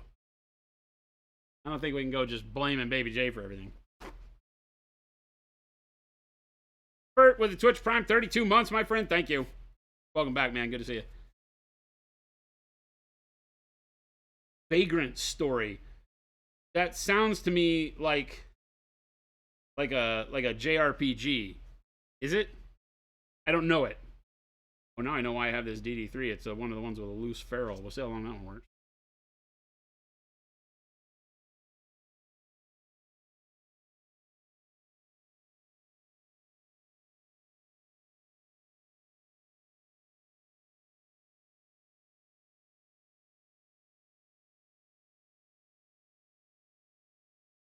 works. I'm kind of pushing paint onto it as opposed to just dry brush stroking. I'm going to get the brush a little damp. The paint flows a little bit better because I don't really want a dry brush effect here. I want color applied in a way that allows it to sit on the top of all the details and go fast.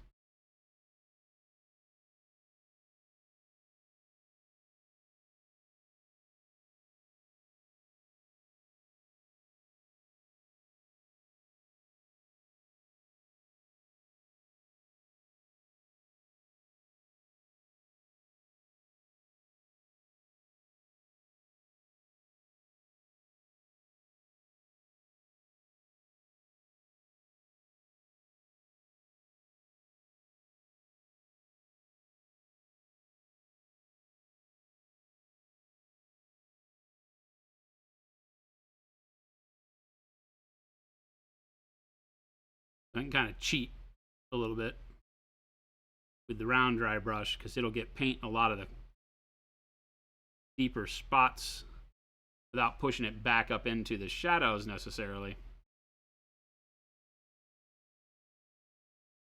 I can just kind of smudge, kind of push the brush in there and pull. Push it on the model and then pull, as opposed to just wiping it the whole time.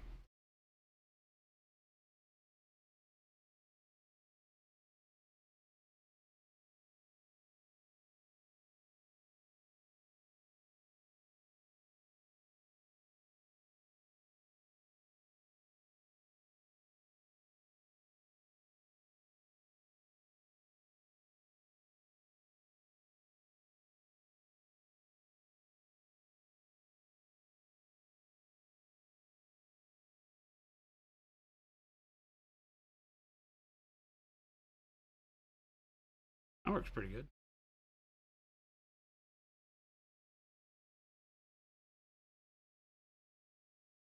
I can't get that area because I'll hit it.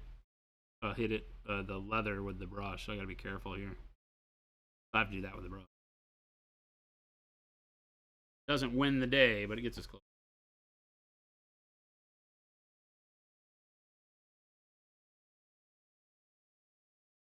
PS1, Parasite Eve. Oh my god, what a good game. I'm a fan of the Parasite Eve stuff. That was good. Now we're talking. Now you got it, chat. Yeah, the PS1 was when I was big Tomb Raider. I don't think PS1 was well, maybe it was. I think PS1 was Resident Evil, wasn't it?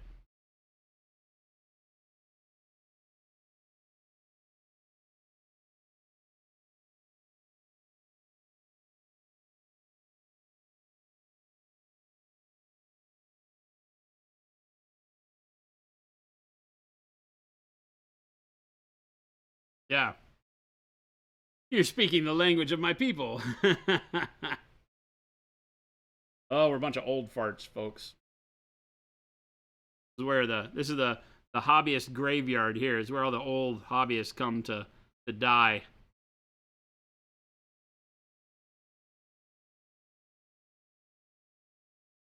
But we don't play historicals.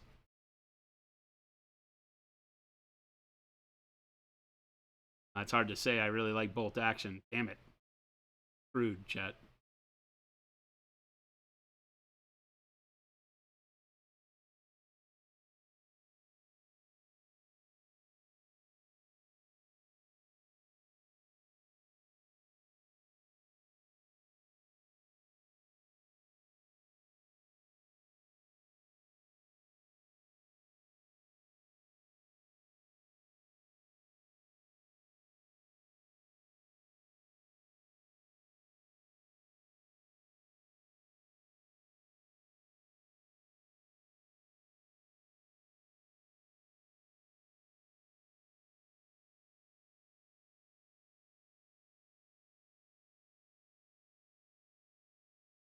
This DD3 is a perfect brush for this because it's really soft. Not like banging the crud out of the model.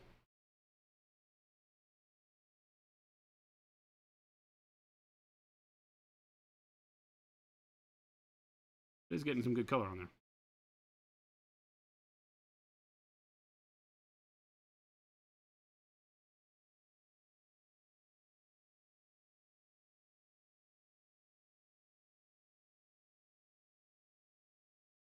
I know we're not going to just dry brush the whole model. Don't worry.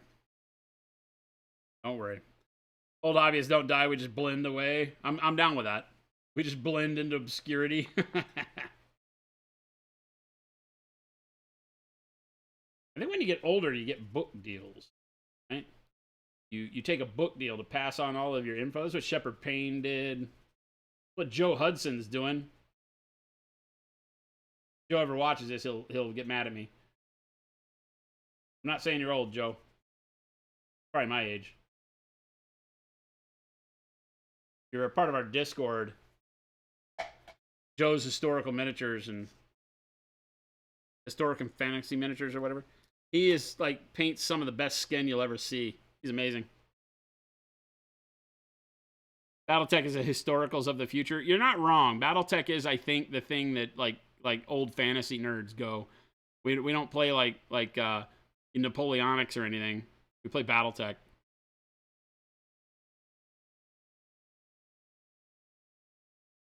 Depending on which day you ask, Uwad, your favorite console is either Super Nintendo or PS1. I was always, after the days of, you know, Atari and Omnivision and all the things we talk about that are super ancient.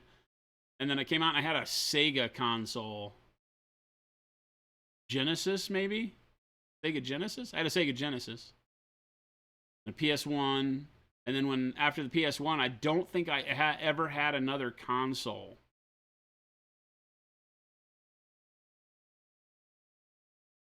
Other than PlayStation. PlayStation 2, 3, 4, and that's where I stopped. I have 4 right now, but I don't have a 5.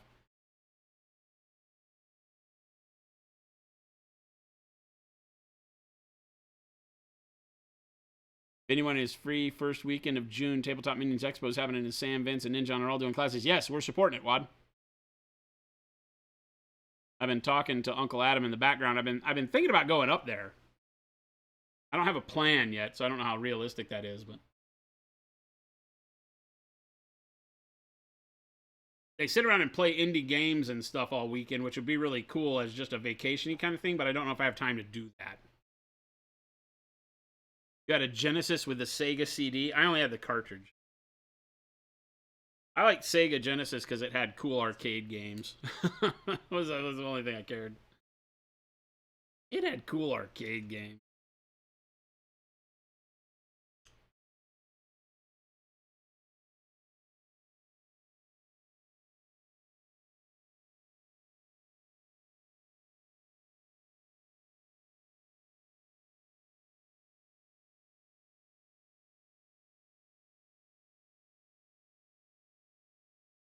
Oh, damn, you were playing mom and dad against each other. You had the cool game at one. And well, dad has Sega Master System.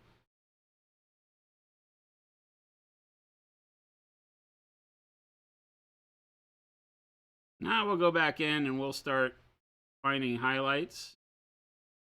But this will go a lot quicker because we did the dry brush.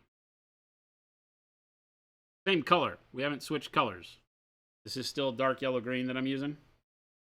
But you'll start to see color punch up. Because the dry brush will never be as bright as individual brush strokes.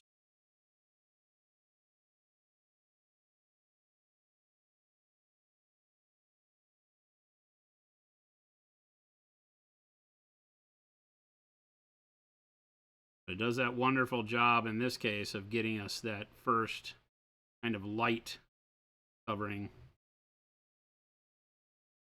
Sets everything up.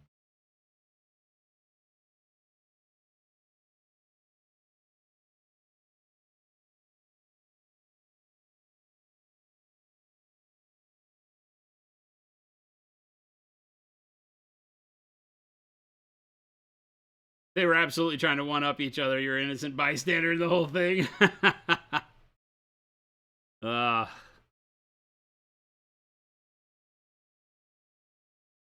grew up in a divided household like that, but my biological father left when I was like 3 and was never really close. So I didn't ever really have interactions with him other than holidays and some weekends and such.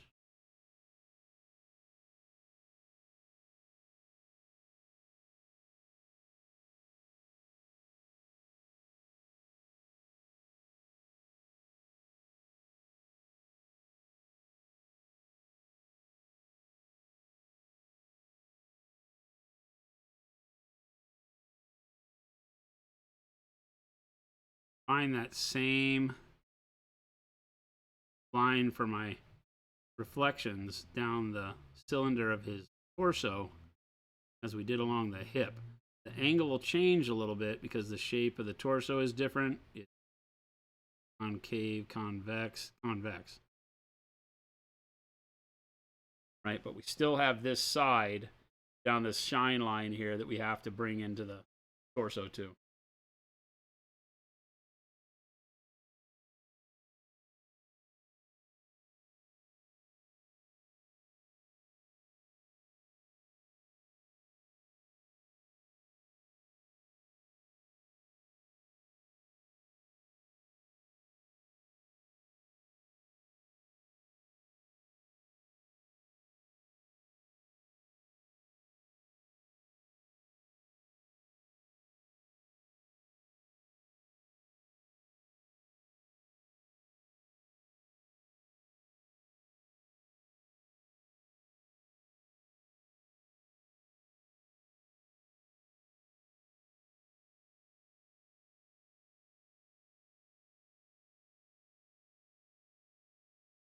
All right, next where I want the brighter highlight to be, and I think it's kind of right down, not quite right down the center of this stuff, but close, right?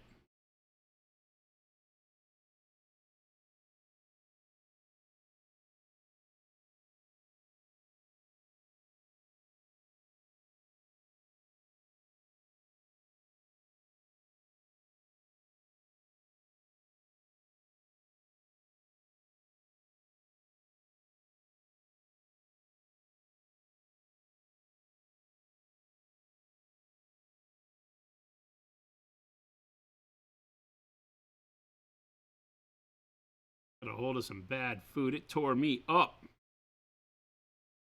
What it was. Not enjoying.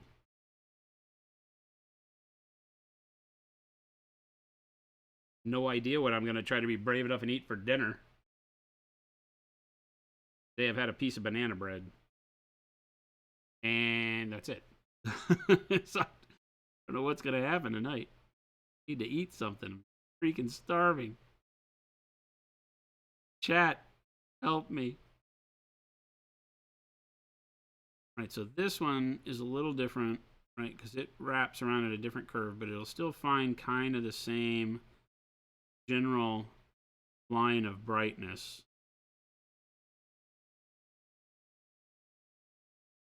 Start by shine line like that.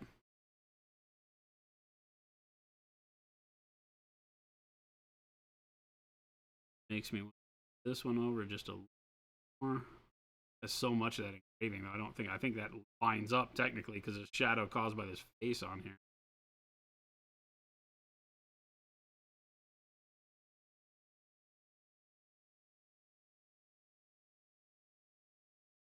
Spaghetti. It actually sounds good, right?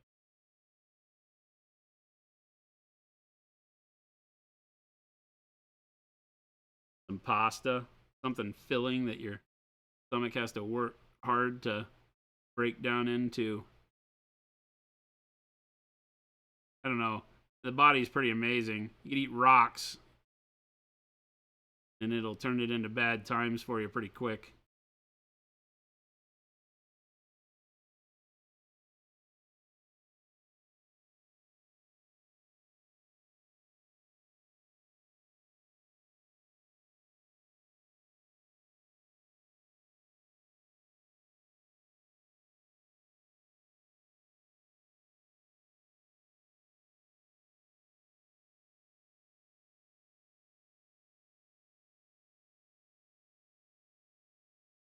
was really cool engraving of like purgatory all over his armor. Crazy. Like bodies tied up. Not quite crucified, but get that feeling.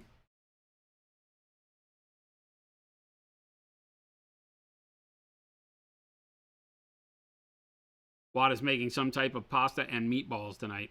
Just some type. Haven't figured that part out yet.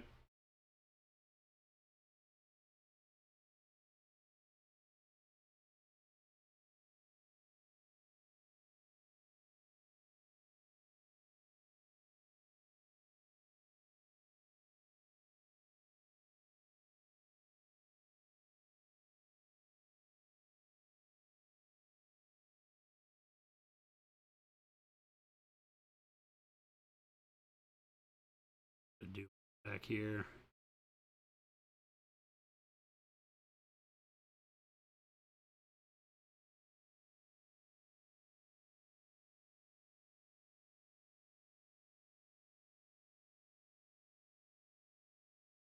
Pretty complex shapes here. Not gonna lie.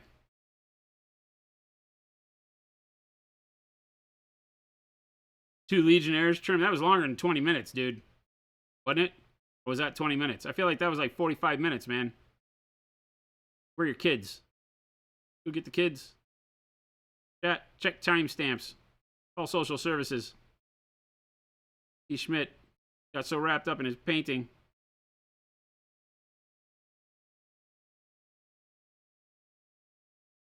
Left his kids at the swimming pool.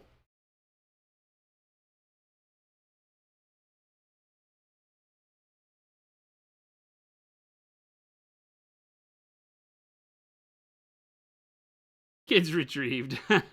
Oh, you split and then came back from retrieving the kids and then told us how many you got done. I see. Good man.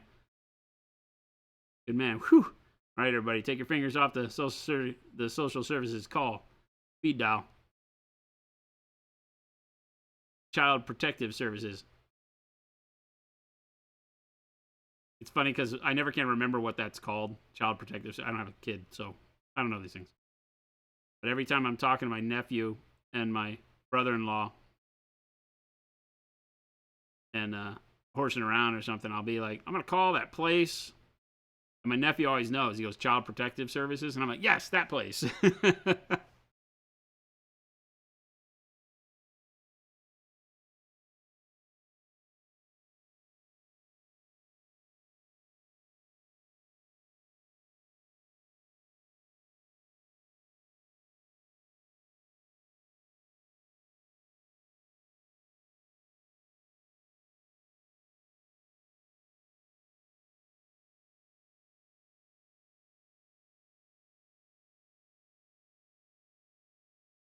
Oldest is talking about scrotum frogs. Yeah, Songer and I have exactly the same question. WTF scrotum frog? I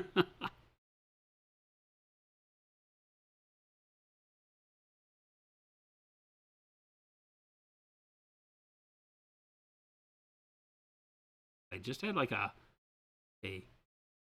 real big throwback to like, what's that guy's name? Total Biscuit.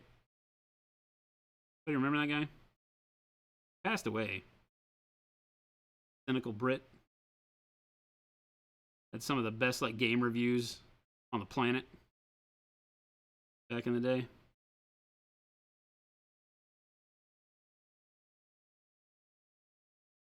Exactly, paint liquor. Rip. Today we're going to talk about WTF is whatever, insert game name. WTF is scrotum frogs.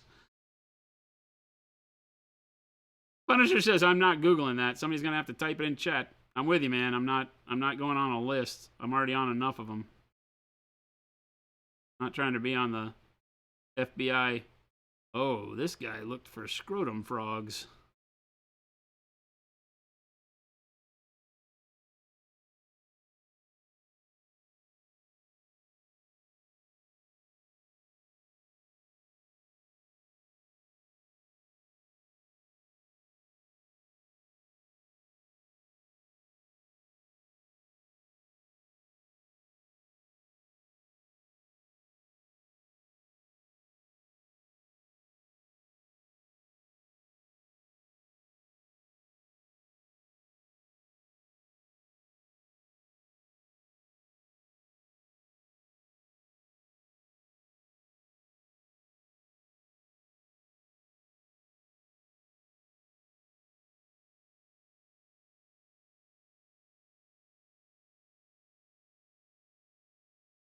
It's a very wrinkly frog.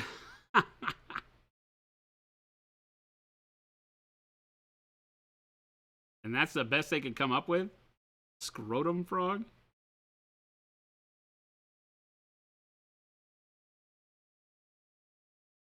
Looks like a Balzac.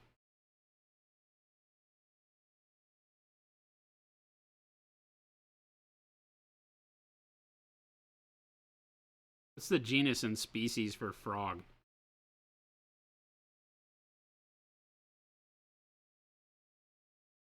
Frogaticus balsacicus or something for the scrotum frog. There you go, T. Schmidt. Go give that to your kids. They'll think you're a hero.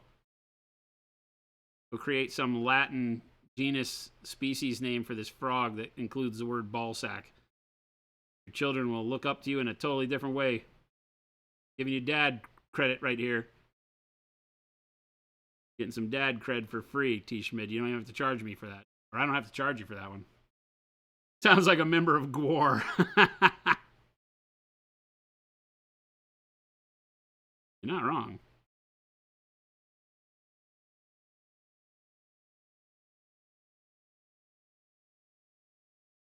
Well, it says sometimes being a scientist is boring. Or maybe they let the internet name it.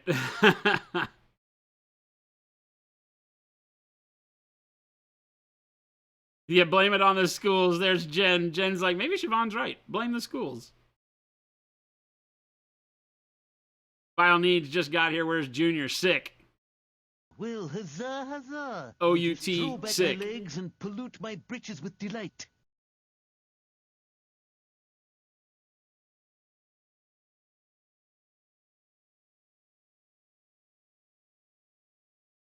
Violet's like, what a wuss. Walk it off. Are you dead? I expect you to be here. I can only talk to my brother-in-law that way. And I think he even gets offended with it. Hurt his back recently. And I was like, are you dead? Then I'll see you tomorrow. I actually am a good boss, or at least I try to be. But again, like I said, I think even Fred Rogers, right, would have to have some fun every now and then. I would hope that there was like a sarcastic streak to Mr. Rogers' neighborhood. Well, maybe not the neighborhood, but to Mr. Rogers in general, right? I would really like to know there was a good sarcasm streak. Like he'd catch people off guard. We were talking about this earlier, is why this.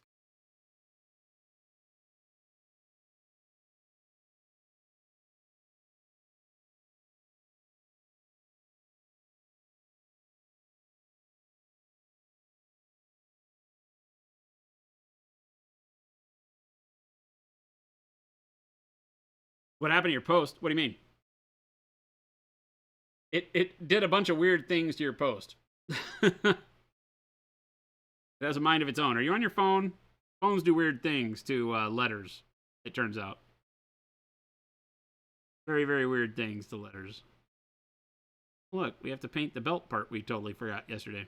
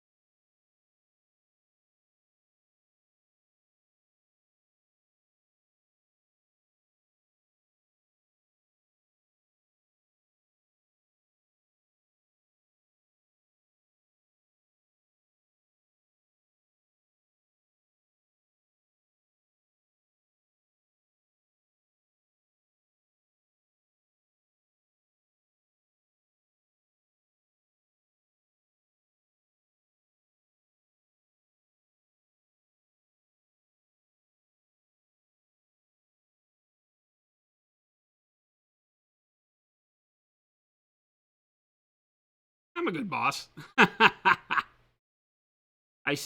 backed up and I said I try to be a good boss. I can't label myself a good boss because I'm not the boss of me. Well, I mean, I am the boss of me, but I think I'm a pretty good boss. Everybody else would have to vote. Like Jen's saying, I think I'm okay in that regard. I think I have the confidence of the people.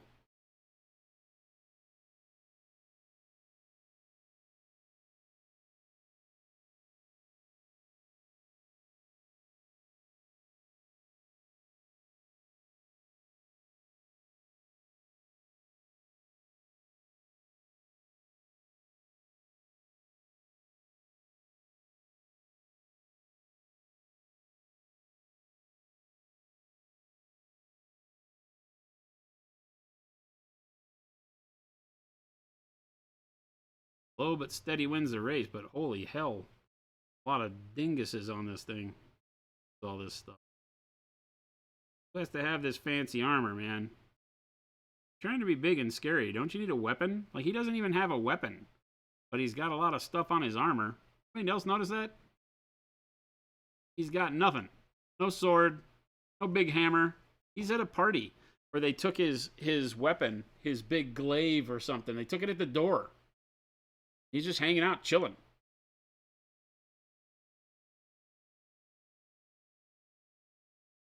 I'm just saying that in front of my friends. Just saying that in front of all my friends. Oh yeah, I have the power. She doesn't tell me what to do. You're not gonna tell me what to do. Oh no.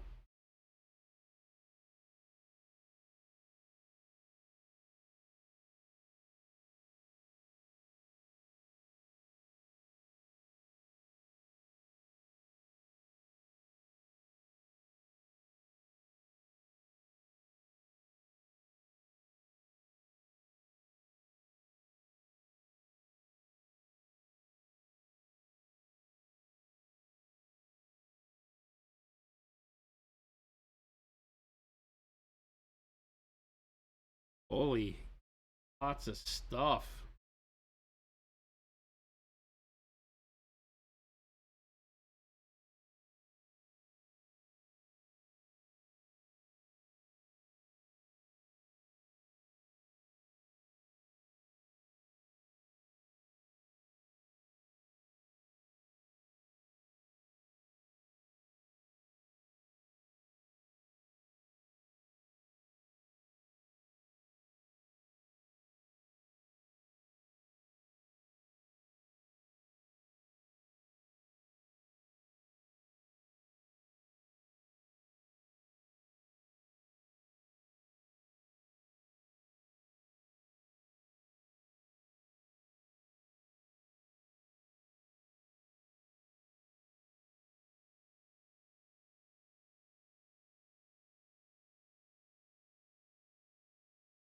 He's got scary touch. Does he? Are they mages? Death Knights? Do they need a weapon?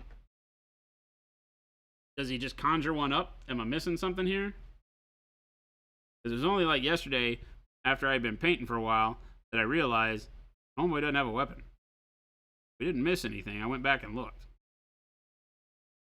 Not like a part we missed. Somebody more skilled in the art of understanding D&D craziness would have to come forward and say, oh yeah, Death Knights conjure weapons from the souls of the departed. Each one of their victims, giving them a new opportunity to produce the right tool, the situation. Do I have it? Do I have it? Because that would be pretty cool. If it wasn't, get them on the horn. Tell them they got to change what the Death Knight is, because we just came up with something better.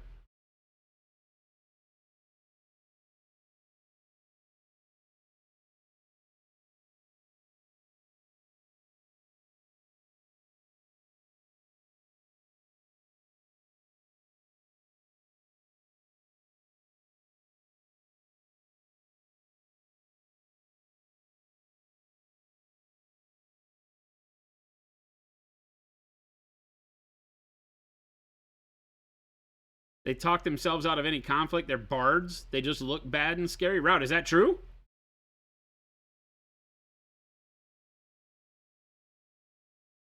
They used to be able to summon fireballs at will, among other at will abilities. Not sure what they do now. Seriously?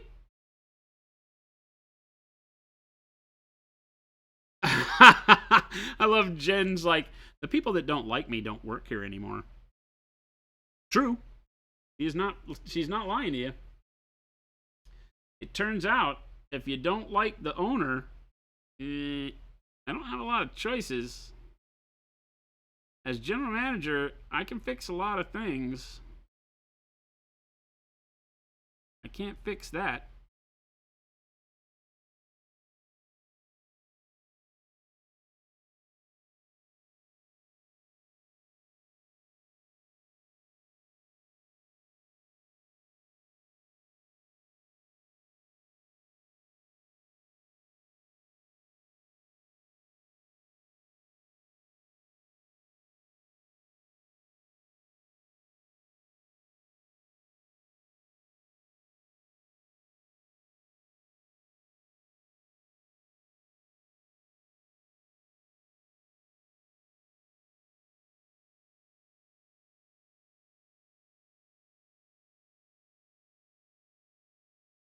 Which cactus are the people that didn't like which cactus?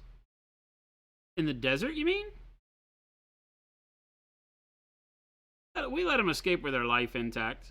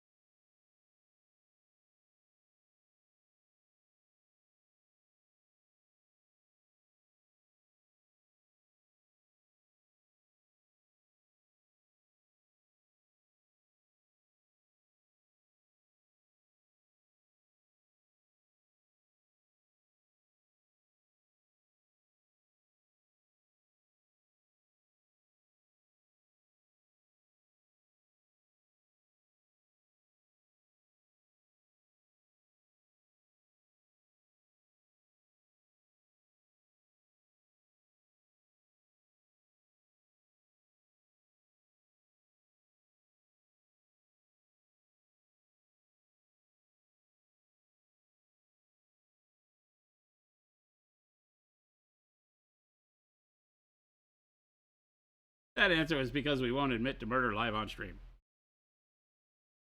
Breaks the terms of service.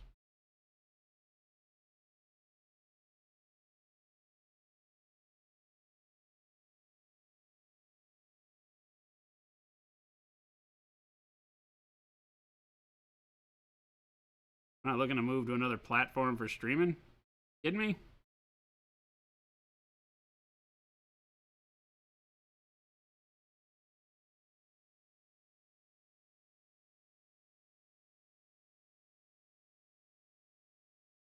We actually have thought about it a lot of times. We still can't get YouTube to allow us to stream live over there with any of the chat interactions, pastages. They're just plain dumb.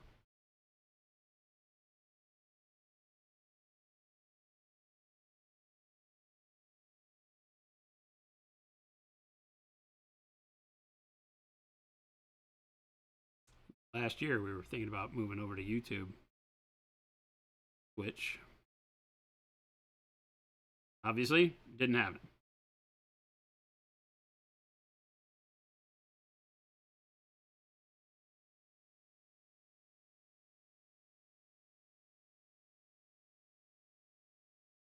Songer, would you compare non-metallic metal to skin where you highlight to a specific spot? Well, if you watch me painting, that's how I do everything. So yes, every time I paint, I am working from my shadow to my highlight, and as I approach my highlight, like that flesh video that I showed you, you just do smaller and smaller amounts of paint. So I think in the flesh video we just posted, which was from a few months ago, I call it the rule of 50-50, right? Is that you go in and you paint your base color and it covers the whole model. Then you come back and you paint your next color, half of the model, right? Then split that in half, that in half, that in half. That's the fast way. You can then increase that to where you cover 80% of the model with your second color and 80 and 80 and 80 and 80 and 80. And that gives you a lot more colors to get to your final destination, right? So you can choose how you do that. Everything you paint is exactly that same task, right? Period.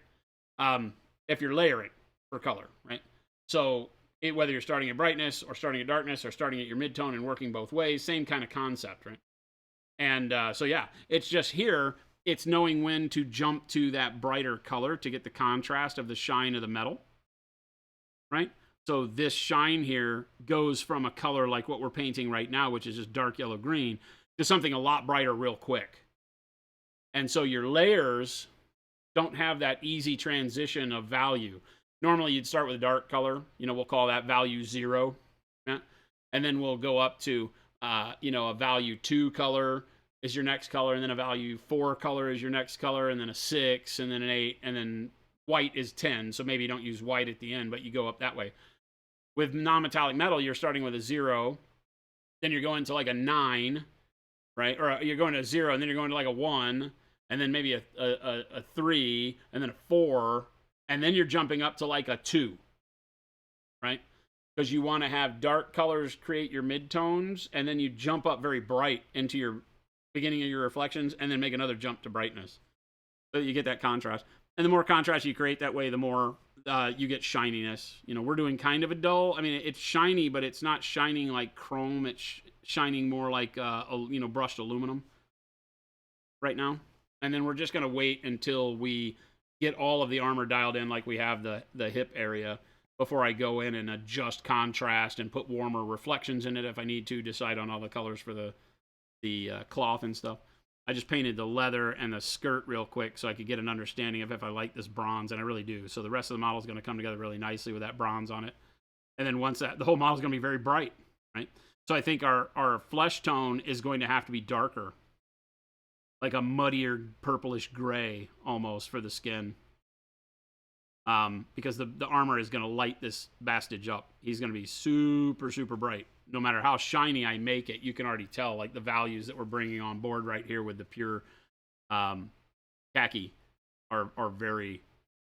Oh, and this was even brighter than that. This is the new warm yellow. Or warm white. Sorry.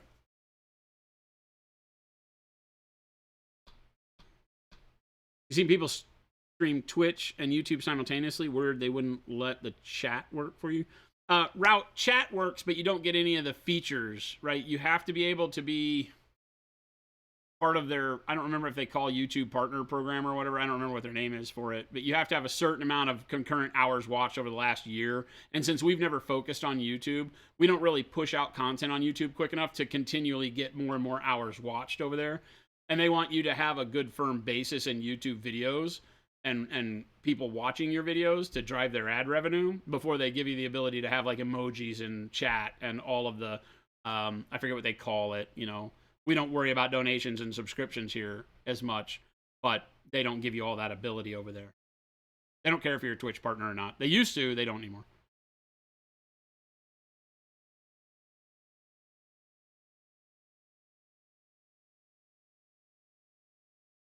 Eridu, what's going on, man? That's it for us. 3 o'clock. I started late, went late. All we really did was get a bunch of color of the base colors on the armor. Now that I'm working on bigger areas, it's taking a lot longer. Yesterday, we were able to do all of the waist stuff all at once. Today, it spreads out. Tomorrow, we'll start focusing in on individual pieces. I'll probably do the chest and upper arms, maybe lower arms, maybe legs. We'll figure it out. I think I want to start up tomorrow on the chest area, so we can bring that color up into the bulk of what we're focused on, because this is where the focus for the model is, right? Is kind of right in here. The rest of the model isn't irrelevant. No, but this stuff doesn't matter as much. It's pose. This is the focus, right? From the cup to the head. And so I want to get this bronze color up here and see how I like it. That's where we'll start tomorrow. Thank you guys and gals for tuning in. Jen hit all the links there that you need. The store, the Discord, and the FLGS store finder link, so you can get all the things you need from Monument. There you go. Except brushes, because they're not in stock right now, but they're coming. Final Need says, quitter. We need you to just stay at the desk. I'm beat today, dude, or I would. I want to go long. I'm having a lot of fun painting right now, but I just can't do it. But I will be back again tomorrow. So it's, what is today? Wednesday? Remember, we stream 5 days a week. If you're hanging out in chat and you have not hit the follow button, please do. 5 days, 5 chances to catch up with us. Monday, Wednesday, Friday, like today. Generally noon to 2. We started at 1 because I had a meeting. And Tuesdays and Thursdays, we start at 2 p.m. and go till 5. Hopefully, Baby J will be back tomorrow. Two of us can hang with you a little bit later into the evening tomorrow for some Therapy Thursday. Should be a lot of fun. Stick around. We're going to find somebody to raid right now. So more hobby goodness as you go off into your evening. Don't do anything I wouldn't do. And we'll see you on the flip side. Have a wonderful evening, gang. Hope to see you over on the Discord. I'm out. Bye-bye.